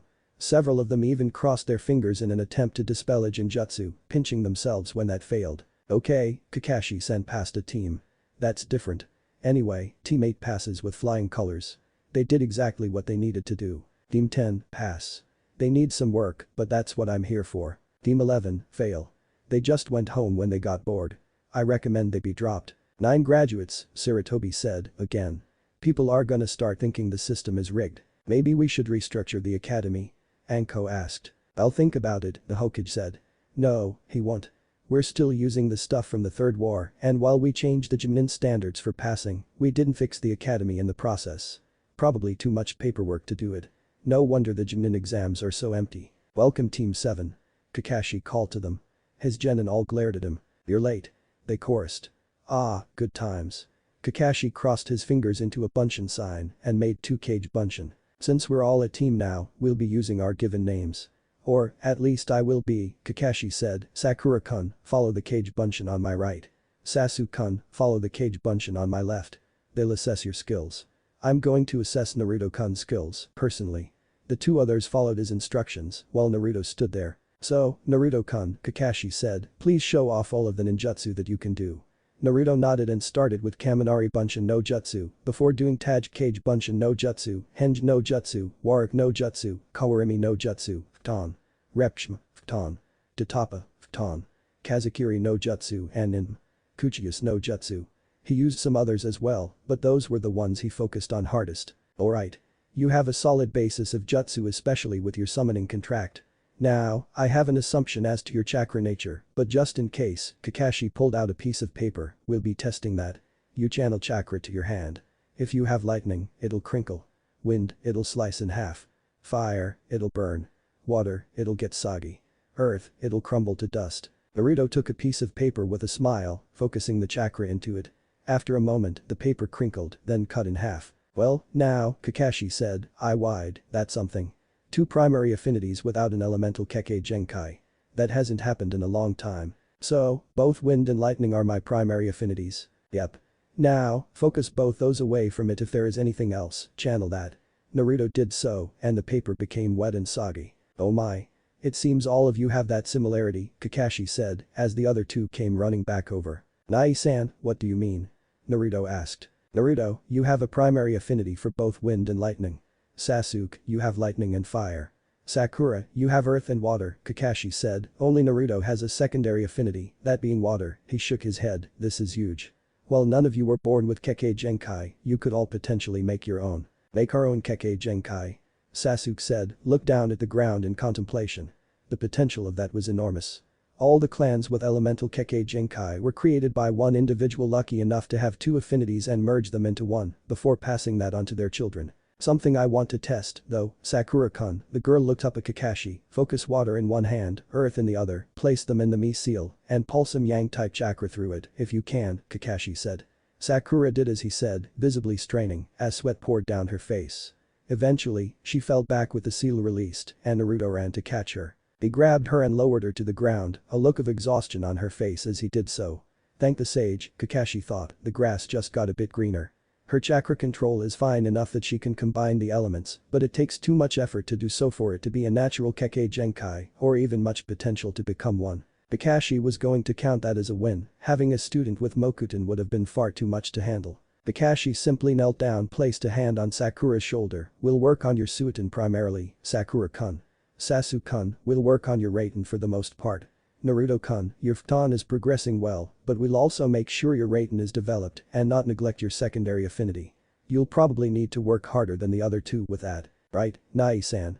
Naruto said, in a textbook perfect salute. Yes, Kakashi-sensei. The others followed right after. All morning, it was either practicing their elements or Taijutsu sparring. After lunch, Team 7 went to the Hokage for their first D-rank mission. It was simple paint a house. They finished it within 20 minutes from Naruto testing how far he could take Taj Cage Bunshin no Jutsu. He created nearly 500 clones, all of which had Naruto's paintbrushes and paint. And apparently, he still didn't take it as far as he could have. So, Team 7 returned to the mission desk, successful in the mission, and were immediately given another one babysitting this time, so they couldn't get out of it by letting Naruto spam clones. For the rest of the day, they would do minor tier ranks for a few hours each. Whoever said that it would be hard to infiltrate the vaults of the vaunted Hokage clan was severely underestimating the tenacity of the guards. Getting into the clan compound was hard enough. Then, one had to sneak past over 100 guards that could see in all directions and through walls. Of course, getting into the vault, a person would have to go face to face with them. Of course, once they were lying at the ground in front of the black-cloaked figure, it didn't matter. That seal will be of far more use in my hands than in the hands of the Hokage elders. The figure walked through the doors and down the stairs, careful to avoid bumping anything. It was damn hard to see with both the cloak and obscuring mask. The vaults themselves were a large collection of rooms that went down many floors, collections of everything the Hokage clan had collected over their centuries of existence. Of course, the figure was after only one thing and one thing alone. After descending down 4 stories, a small and well-maintained room was the lone one of note. The figure entered, forcing open the stone container. Inside was a large scroll in small stone. Here's what I was looking for. Quickly retrieving a decoy scroll from their cloak, they slipped both the stone and the scroll into a storage scroll before turning and walking out. No one paid them any mind in the darkness, as the guards were busy taking care of a disturbance on the other side of the compound. After leaving a suitable distraction in the vaults to make it seem like something else had been the target, the figure simply walked right out the front door. Of course it was raining. Naruto wanted nothing more than to use his off day from shinobi stuff to go and get some food from Ichiraku, but he wasn't in the mood to go out in this weather. So, instead, he was sat at his table with the Juinjutsu scroll sat in the middle, as he and 2 clones scanned over it to find exactly what it did. Thankfully, Sakura had come over to help out a bit. He'd probably get too distracted and forget to eat. "So, Naruto," she said, "what exactly have you found?" "It's fairly mundane right now," Naruto said. "From the receptacle, chakra seems to flow down to a point here." He pointed at the point where the arm representing heaven and the arm representing light connect. Looking closely, it appears to stimulate nerves like how a child-proofing seal does. A small shock, only far more extreme. It sends electrical signals straight into part of the brain, but I can't tell where it could be aiming with the compressed seal. I really think it might actually be worth it to try sneaking into the Hokage compound to take a look at the full thing. "Naruto," Sakura said, "that has got to be the stupidest idea you've ever had. And I'm not saying that lightly. It's a bad idea, yes, but I have no clue what to do from here. Even all my reference material needs the full seal unless you think we could bribe someone from the Hokage to let us look at their seal and risk activating it if the slightest thing went wrong and being unable to control the activation," Naruto said. "That'll risk exposing us and we could get in serious trouble from the Hokage clan. They could easily accuse us of stealing clan secrets and get permission to interrogate us away from the prying eyes of Anbu, or else ruin the standing of Sandaime Sama with the clans," Sakura replied. "Well, then I don't see what we could," Naruto began, only to be interrupted with a loud knocking on the door. He turned to look at his door. No one came by except Sakura ever. If Kakashi came by, he would open the window and shunshin in. Sasuke didn't come by this way. No one else he knew would come into the Yuzu district. Sighing, he stood up and walked to the door. Upon opening it, he was greeted with a black-cloaked figure with a white mask under their hood. Said white mask was only marked by a small sun on the top right. A ghastly voice sounded from the mask. "I think this would help you." The figure withdrew a storage scroll from their cloak before unsealing an even larger scroll from it. Naruto opened it slightly. It seemed to mostly match up with the Juinjutsu he was studying. But there was no way that this could be it, right? That was buried in the vaults of the Hokage clan. "How did you get this?" Naruto asked.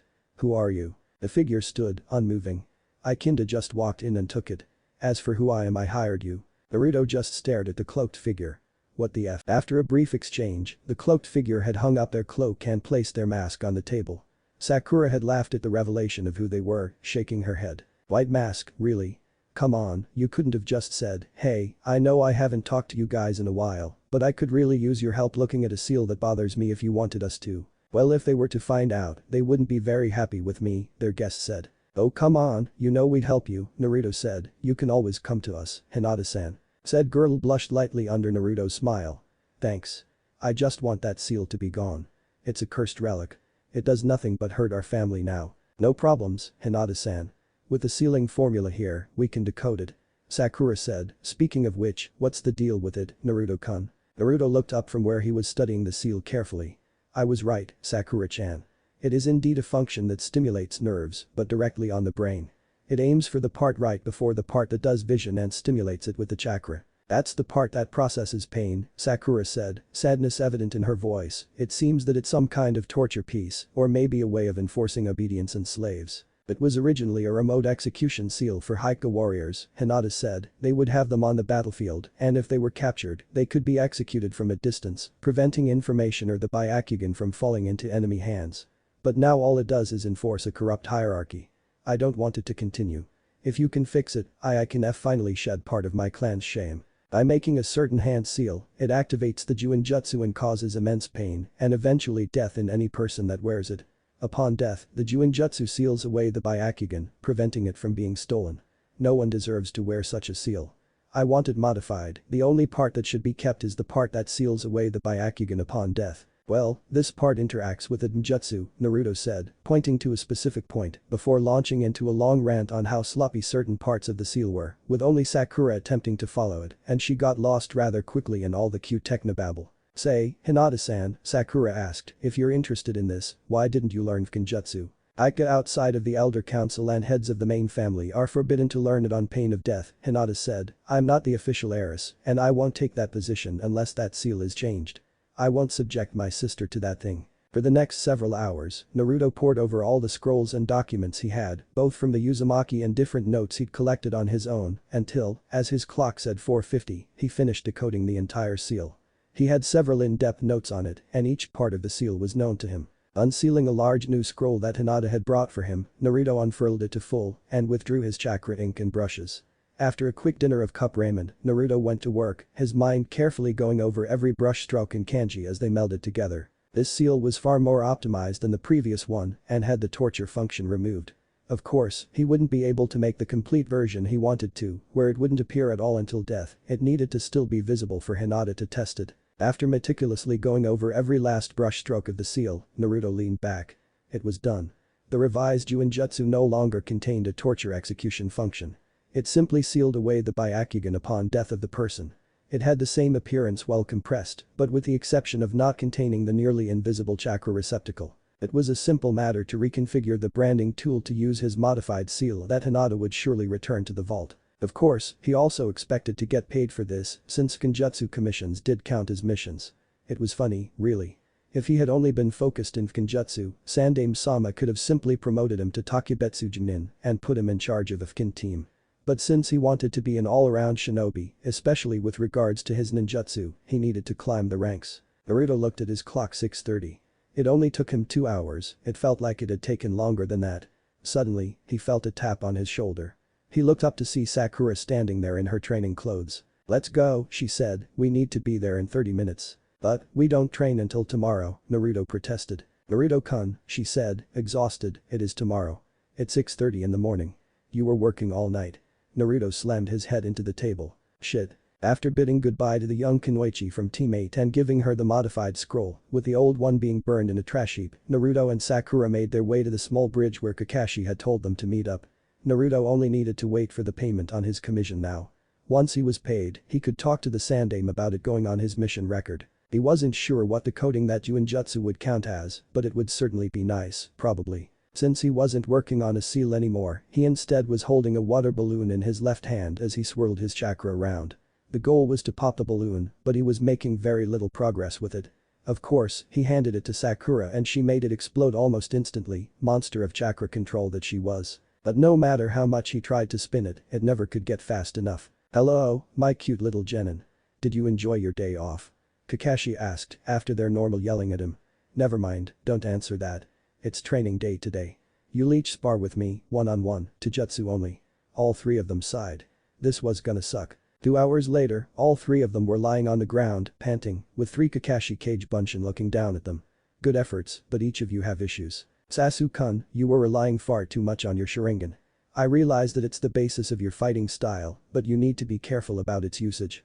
If you grow to rely on it too much, you won't be able to fight as well when you aren't able to use it. For example, if you're low on chakra. You need some other taijutsu techniques that don't rely so much on your Kekkei Genkai. Sakura-kun, your kata form is perfect and you are great at finding opportunities to attack, but you lack improvisation. Against someone like me who has memorized all of the standard academy kata and moves, it's a losing battle from the start. Naruto-kun, where do I even begin? For starters, you can certainly attack quickly and do improv well, but you have no form to it. You just attack randomly and are never really able to chain your attacks together. It's also incredibly predictable for anyone with any skills at analysis. Well, Naruto said, scratching his head, I don't really care about my taijutsu right now. I'm actually trying hard to not develop a style. Wait, why? Kakashi asked, his eye widening. Because, I'll be given access to the Uzumaki clan scrolls that are left soon, and I'll start developing a style based on what I learn in them, and whatever the ex-Uzushi Agakure shinobi can't teach me, Naruto explained. Kakashi placed his right hand over his eye and shook his head. Besides, he continued, it's much easier to simply learn a style when you haven't before than to untrain then retrain again. Kakashi shook his head again, look, your logic is fine, but you need something to work with until you can get those scrolls. I do. Kage Bunshin no Jutsu. He called, with the field suddenly becoming a field of Naruto. Get him. One of them called, and the clones ran in. After a few moments of chaos, Naruto dispelled all the clones. A moment later, Kakashi popped out of the ground. Naruto, you can't just throw Kage Bunshin at every situation and expect it to turn out in your favor, Kakashi said. I totally can. Watch me, Naruto said, sticking his tongue out. What happens when your opponent goes underground? Or starts using techniques that can obscure them from sight? Or has a decent grasp of Kawarimi no Jutsu? That method becomes useless, Kakashi said, Kage Bunshin are made for scouting, not combat. You are probably the only person that knows the technique who also has enough chakra to use them for combat. Look, I'll go talk to Sandaime-sama, see if I can't get you some of the basic scrolls. He should make an exception in your case. Or rather, a Kage Bunshin of me will. Now, it's chakra control exercises. Naruto-kun, keep trying to pop that balloon. Sakura-kun, see if you can't try skating on water rather than just walking on it. Sasuke-kun, let me show you how tree walking works. Normally, this wouldn't be taught to jenin for a while, but you can certainly handle it. Their schedule for the first month was a steady rotation. One day would be dedicated to taijutsu training, 2 to ninjutsu, with a day of missions between the two. After the second ninjutsu day, they had half a day of training in whatever they needed to focus on before taking missions after lunch. Finally, they had one day off before circling back to taijutsu. Once the second month rolled around though, it shifted. Every single day that they met with Kakashi was training in the mornings, missions in the afternoons. Oftentimes, it was many missions. The amount of missions Naruto could get done with his Kage Bunshin doing most of the work was astounding. In fact, they did so many D ranks that the missions desk told them to not ask for any more missions because they didn't have any. They were literally out of missions, and both Naruto and Sakura had significantly more money because of it. Sasuke just shrugged at the amount he gained, it wasn't even 1,000th of his fortune. Okay, Kakashi said, clapping his hands, you guys get the rest of the day off. Good work. All three walked out of the Hokage's office with varying degrees of boredom. They agreed to split head off, then meet at Ichiraku for dinner. And so, Naruto found himself simply strolling up the road with a water balloon in one hand and the other in his pocket. Boy, Uzumaki-san. A loud female voice called from behind him. Crap. Just ignore it. It'll go away eventually. I'm talking to you. Naruto started walking faster. Unfortunately, he didn't run when he had the chance.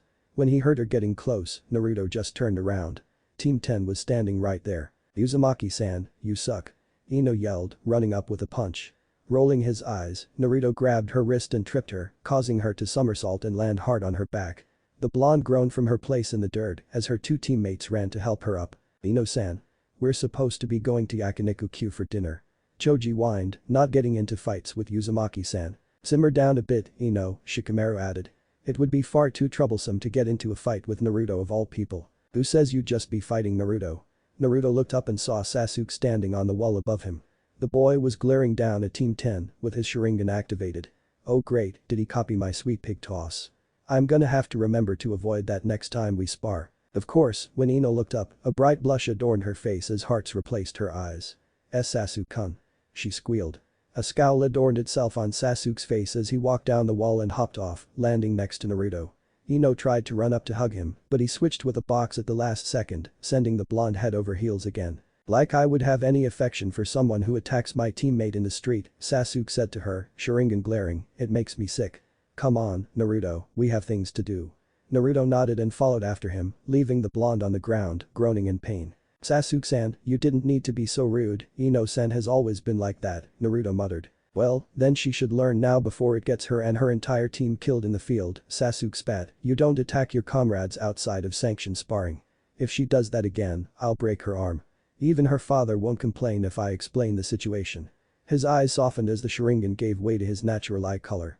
Come on, Bubblegum is waiting for us. The two began walking up the road to get to the main part of the village where Ichiraku lay. Stopping at one's corner, however, Sasuke pointed behind him discreetly. Slipping a glance, Naruto saw a box scooting along the ground behind them, partially made to look like a rock. Though, that was broken by the fact that there were eye holes in it. Shaking his head at Sasuke, he quietly flipped through a few hand seals and pressed his palms together. As they reached an alley, Naruto suddenly spun and thrust his hand forward. "Fton. Repshma," he called, sending a large gust of wind straight at the box, upturning it and leaving its sole occupant sitting on the ground, rubbing his rear. He looked much the same as the last time Naruto has seen him, only instead of a helmet, he was wearing Naruto's old goggles. "Dang it, senpai." Konohamaru yelled, standing up and walking up to Naruto. "Tone it down with the Fton ninjutsu. I already got beat up in class today by Shiro-chan, I don't need it from you, too." "What, Taijutsu sparring?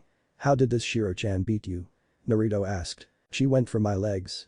After bruising them up a bit, she knocked me to the ground and got my arms and body, before Yamino-sensei called the match," Konohamaru muttered. "She's really fast, senpai, she got my legs before I could move and then she told me she could have done worse." "Well, then it looks like speed training is on the docket. How are you with the leaf exercise?" Naruto asked. "I can get it to spin in a half circle, Naruto-senpai." The boy cheered. Sasuke rolled his eyes as he leaned against the wall, waiting for Naruto to finish up. "Keep going at it. Get it spinning, and once you can spin it until you get tired. Do that every day. In regards to speed, okay, do you know where training ground 27 is?" "No, sorry senpai," the boy said, looking down. Naruto placed a hand on the boy's shoulder, crouching down to look eye level with him. "Don't apologize, Konohamaru-kun," Naruto said, "come on, I'll treat you to some ramen and then I'll show you that training ground. Increasing your speed should be key." After a pleasant dinner with his teammates and his little kamae, Naruto walked to training ground 27 with Konohamaru in tow. Once they finally reached it, the younger one was surprised to see a bunch raised stakes that swayed back and forth in the wind. "Training Taijutsu, your Jai-chan or Jai-chan should be able to help," Naruto said, smiling. "Training speed, this here can help. It'll also help with your footwork."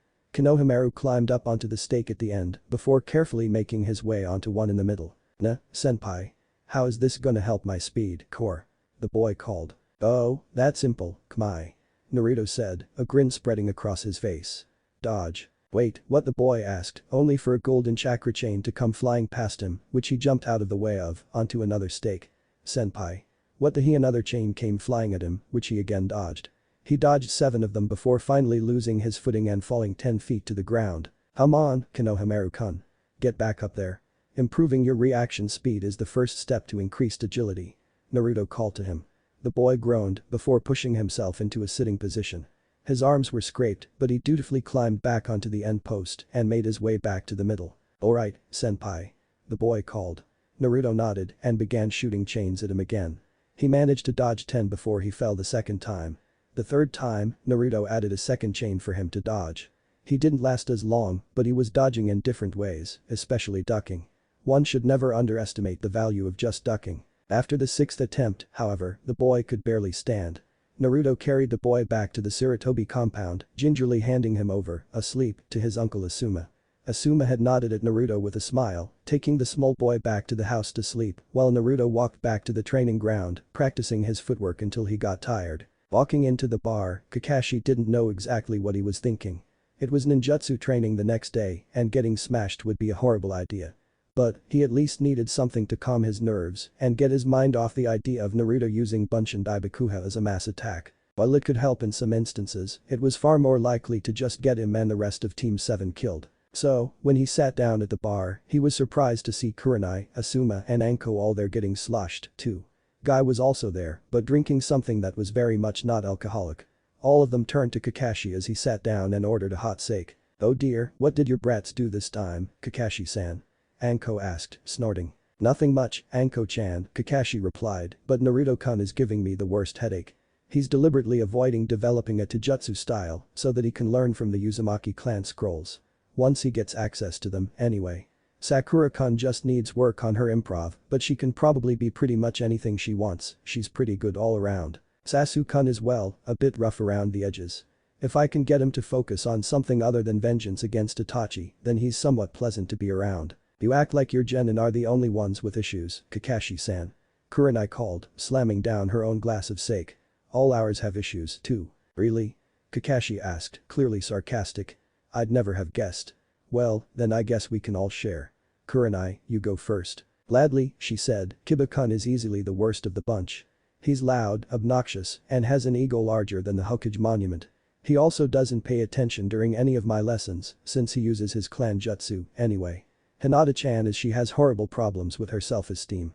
I'm trying to coax her out of her shell, but it's taking a while. But when I can draw her out briefly, her skill with the jiken is quite refined. Shino-kun is quiet, but studious and diligent. He was second in grades, after all, he only lost to Uchiha-san for Rookie of the Year because he screwed up the ninjutsu portion. I don't have many issues with him, besides getting him to speak up and talk to his teammates a bit more. Since you're all going on, I might as well chime in about my youthful students. Guy said, or rather, yelled.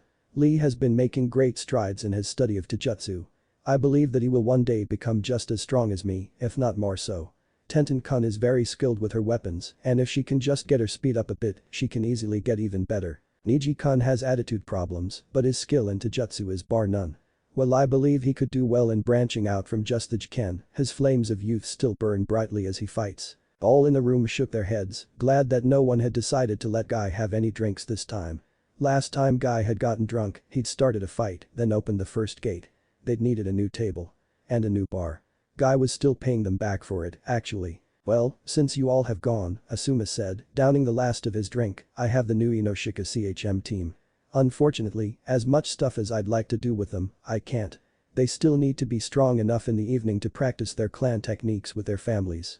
Most training time is honestly spent on keeping Shikamaru-kun focused on something. Guy can keep him distracted, but he's a very difficult opponent. Ino-kun constantly rants on and on about her precious Asu-kun and how much she wants his babies. Chimjai-kun just sits there and eats, sometimes chatting with Shikamaru-kun, but other times he's quiet. You're all just lucky to have passed your teams, Anko said, downing another glass, the team I got assigned were cowards. They all refused to even do my test and had the same problem as Ino-chan. Only, they were civilians and couldn't go home and learn stuff from their families.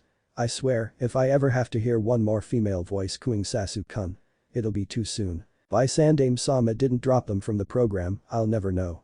They'll never be capable shinobi at the rate that we're going. To be fair, Anko-chan, Kakashi said, downing another glass through his Genjutsu mask, I doubt my Kunoichi could have managed your test, either, and she's most certainly going to be a capable shinobi.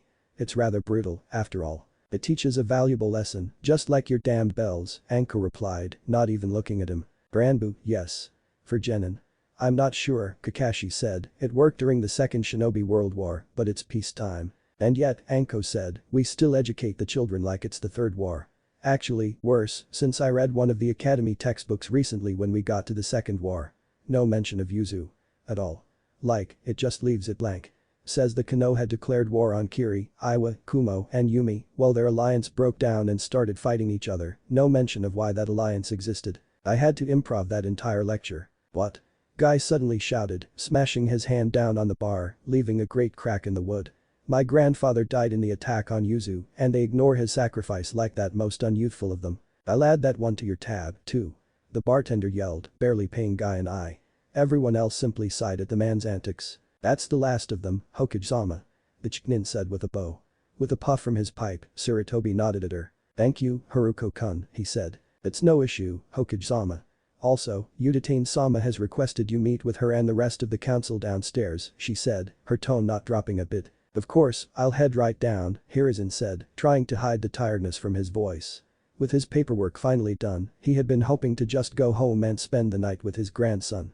But if the council needed to see him, it must have been serious.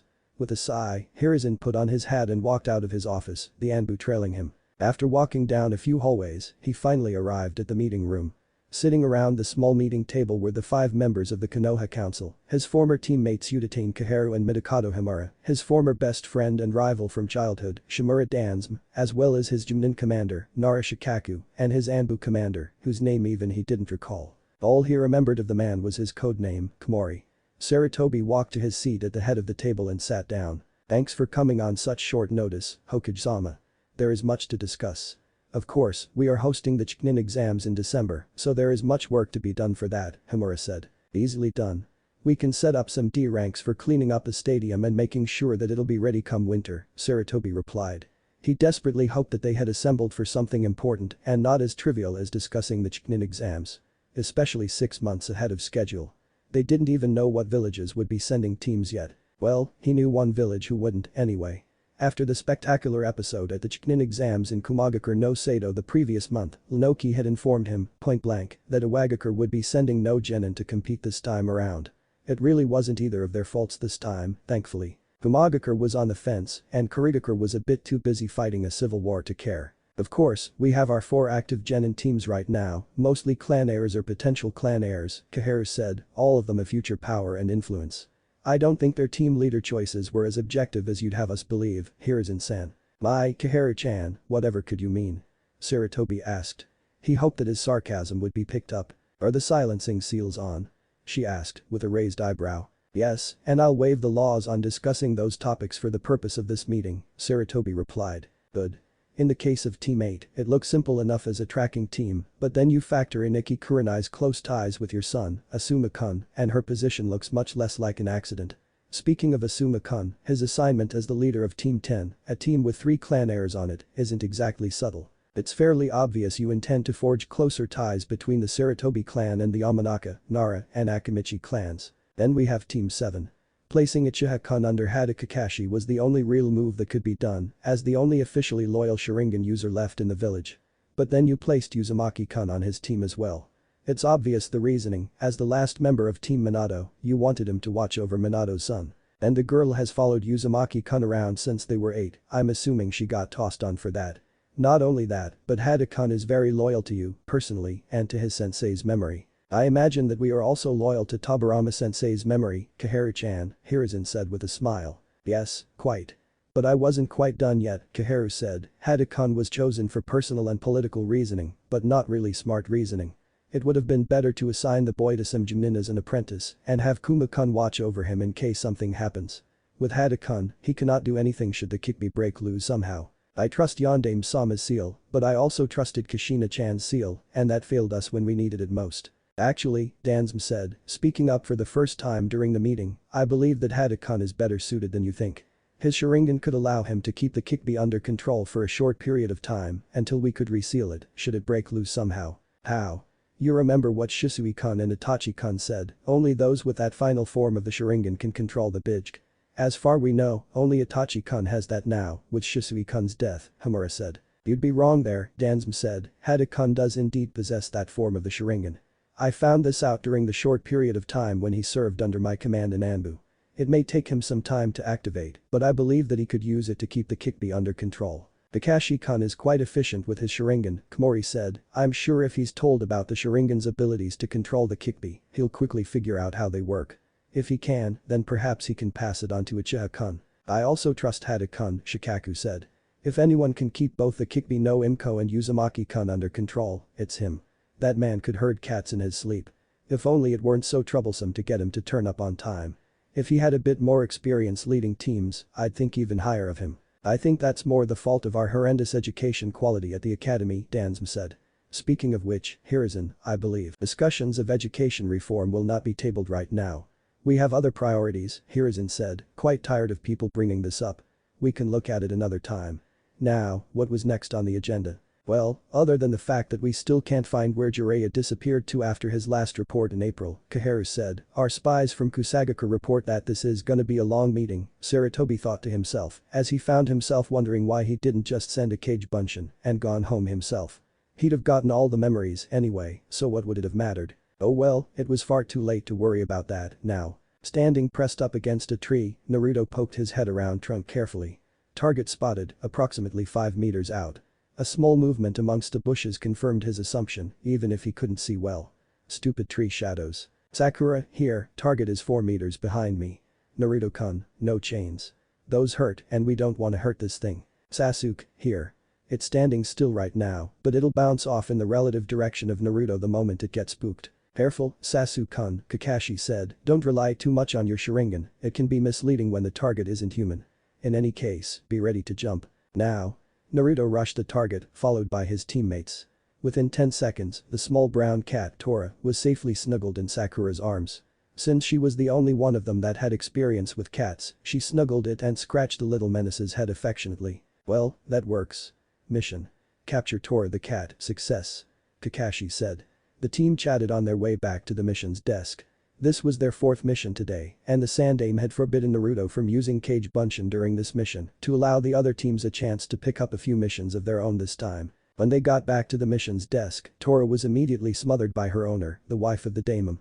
Of course, the Hokage gave his normal congratulations and began to read through the mission scroll, mostly babysitting missions and others that Naruto couldn't blow through with his Kage Bunshin. "Boy, Gigi," Naruto called, "I'm sick of these boring missions. Can't we have something more exciting?" Imino sensei, sitting next to Hokage, scoffed. "Uzumaki-kun, it's always boring. But these jobs are extremely necessary for the function of the village in that they make up a large portion of the village's income. You've only been genin for 2 months. I was doing D ranks for almost 2. Fine, the Hokage interjected, if you truly insist, I'll give you a C rank. We don't have any Chunin teams on hand at this very moment to take it, so you can have it. But be warned, Naruto. If one of your teammates comes back in a bag, it will not reflect well on your record or that of your team. Whatever, it'll be fine, I'm awesome enough to keep them all safe. So can we have it or what?" Naruto asked. Fine, Sarutobi said. He leaned over to one of the Chunin standing next to the door. "Head out into the waiting room, bring in the bridge builder. You know the one." The Chunin bowed and left the room. A few moments later, he returned with an old man holding a bottle of sake. "Eh?" The old man slurred after taking a swig. "These brats are the ones who are supposed to protect me. They look pathetic, especially the Redeed with the dumb face. He doesn't even look like a shinobi." All feeling of his surroundings vanished, with the exception of feeling worry well up in Sakura. That old man had just insulted him personally. He clenched his fists and focused his chakra to tie up that stupid old man when he felt a hand stroke his cheek. Damn it. Why? After a few moments, the annoyance started to subside, being replaced by a buzzing happy sensation. Unconsciously, his throat began to emit a sound a lot like a cat's purr. Had Naruto been consciously aware of it, he might have been embarrassed. When he finally regained control of his senses, he realized that Sakura had a hand on his cheek and her thumb was at the end of one of his whisker marks. He blushed deeply before muttering a thank you under his breath. "So that's how you always manage to calm Naruto down," Sasuke said, a lot more reasonable than what Ino said. "Wait, what did Ino Buta say?" Sakura asked loudly. Sasuke walked up and whispered it into Sakura's ear. He couldn't hear what Sasuke said to her, but judging by how her anger flared up afterwards, he could assume. "That's disgusting. I'm 12, for crying out loud. Naruto-kun is only 11. Sakura screamed. "Next time I see her, I'm going to turn the blonde gossip into a blonde pincushion." "Hey, Sakura-kun, how about we don't discuss killing our fellow Konohinin right now and focus on our new mission?" Kakashi said. "Fine," Sakura said after a moment. "Now, for what purpose have you hired Team 7? Glad you asked. I'm a veteran bridge builder and carpenter from Nami no Kuni. You'll protect me to the maximum as I make my way back home and finish my bridge. Name's Tazuna," the man said. It followed by a loud belch that reeked of alcohol. "Well, then, Tazuna-san. We'd be happy to escort you back to Nami no Kuni. Team 7. Head home and pack your things. We leave at 9 AM tomorrow morning." Kakashi said. "Yes, Kakashi-sensei." The three of them said. The team, sans Kakashi, went to Ichiraku to celebrate getting their first C-rank mission. "Uchijai-san. Miso ramen with spinach and extra pork, to Bayo," Naruto called. The old man smiled at him and nodded as he went and sat on the side counter with his team. Not a minute later, Konohamaru came running into the ramen stand with tons of other kids chasing him. He ran up to Naruto with an excited face and before the kids could follow him in, AM marched up with a ladle and pointed out the VIP customers only sign for that area. The other kids' faces went from shock to annoyance almost immediately. "Hey. No fair. Why do both Amago-sama and Uzumaki-Shai get to go into that area, but someone like me can't?" A young girl wearing the crest of the Shimura clan yelled at AM. "Sorry. But Konohamaru-kun is only allowed in because Naruto-kun got him on the list. Only special customers are allowed on the list for here," AM said. "Thanks, AM-chan." Konohamaru called. "Tuchi-san. Shoik ramen with extra pork belly, core." After a happy dinner with Naruto, Sasuke and Konohamaru, Sakura walked home. Strangely, she was walking home alone, something which almost never happened. But Naruto was going off with Konohamaru for one last training session before their mission and Sasuke never came to the Yuzu district. Of course, her parents were off in Tetsu no Kuni, they had finally been invited to come and meet with her grandfather to become part of the family again, effectively. So she was left at home with her aunt, Haruno-sama. Sakura tried not to groan as she opened her door. "If she gives me any grief, I'm just gonna stay at Naruto's." Sumika was her father's sister, the only member of his family that hadn't ostracized him for years. She'd been the one to bring her father to Konoha in the first place, after all. After wandering for business, he'd met her mother while on a business pass into the Yuzu district, eventually moving there and marrying her. Sakura, on the other hand, had stayed in the main part of the village and mostly managed her father's department store these days. She was really technically only there on orders from her grandfather to keep her father from disgracing the family name. However, the past few years, her and Sakura hadn't been on good terms, mainly because, in direct opposition to Sakura, she hated Naruto. Sakura had found that out by accident after Sakura had chased Naruto out of the house with a knife during a study session and hadn't had any relationship with the woman since. Not helped was the fact that Sakura had refused to apologize for that instant and her complaints to that end had ended up with an angry mob started, only to end up starting a brawl between the residents of the Yuzu district and other citizens of Konoha that ended with more than one person dead, several injured, and others entertaining T&I for weeks. Somehow, Sakura had managed to get off scot-free, probably by brown-nosing everyone and feigning apology and remorse. Yet, no one but Sakura remembered the knife incident. But if she went to her father about it, no way would he believe her. He trusted his sister and she'd lied to him about her before. No way would he would trust her now. Sakura shook her head and tried to put it out of her head as she walking to her room and prepared to pack. Of course, she needed to make sure to pack everything she needed in scrolls. Food, kunai, shuriken, extra clothes. And of course, her medkit. Kakashi had appointed her as team medic as she was the only one really suited to it. While she wasn't sure she wanted to be an nin, at least she could keep Team 7 alive until they made it to a hospital. Thankfully, using a med kit didn't require much training, just following the instructions. Just in case, she also sealed an empty backpack into a scroll, just in case she found something she couldn't seal. Placing her kunai and shuriken into her inram, she tossed her scroll's backpack in the corner and sat down on her bed and attempted to do some meditation. Staying perfectly still, she focused on feeling her chakra.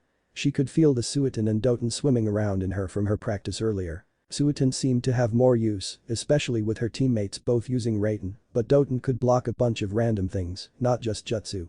At least she learned how to use them rather quickly, even if the only jutsu she'd learned so far were Suiton. Subin and Mizubunshin no jutsu. Then, of course, Sakura stormed in, yelling at her. I said, dinner is ready, but you obviously don't care. You're just sitting here and NT doing anything. You're right, I don't. I'm trying to focus on some things that are important right now, far more important than you, Sakura said. And for your information, I had dinner already with my team and Naruto-kun's kmai. It was fun. Sakura scoffed. Fun would be not being around Akumagaki so much. He's dangerous and being around him so much makes you more vulnerable to that danger. Sakura opened her eyes from her meditation and focused straight on in a blank glare, and I told you that I was making dinner to catch up tonight. Since you obviously didn't care, you're grounded until further notice. You need to work on your attitude and your filial obligation. No leaving the house without me escorting you. You do realize I'm a jenin now, right? Sakura asked, eyebrow raised. I just got assigned a C rank. We leave in the morning. Well, that must suck, Sakura said, completely uncaring, but you've got to live with the consequences of your actions. I'm tired of you spending more time with the one who caused Sora-kun's death than your own family.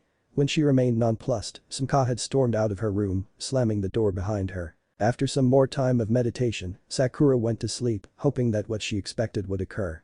She could have just jumped out the window and went to Naruto's house, but this would be so much more enjoyable. She had already packed properly, after all. The next morning, Sakura woke up at her normal time and did some stretching to prepare for a long walk, as well as some walking on her walls to warm up her chakra coils for the day and wake her up.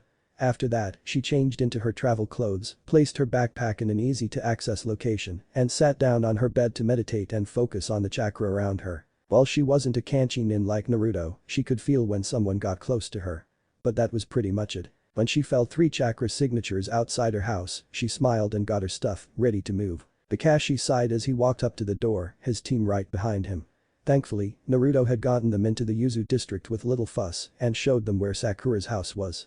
Apparently, Sakura's aunt was in charge of watching over her while her parents were away and the Rosette gotten herself into something. Walking up to the door, Kakashi considered just kicking it down and collecting his student. Unfortunately, that would require far too much paperwork afterwards. There was a reason he wasn't going to be nominating himself as Hokage anytime soon, after all. Sighing, he settled for a firm triple knock on the door.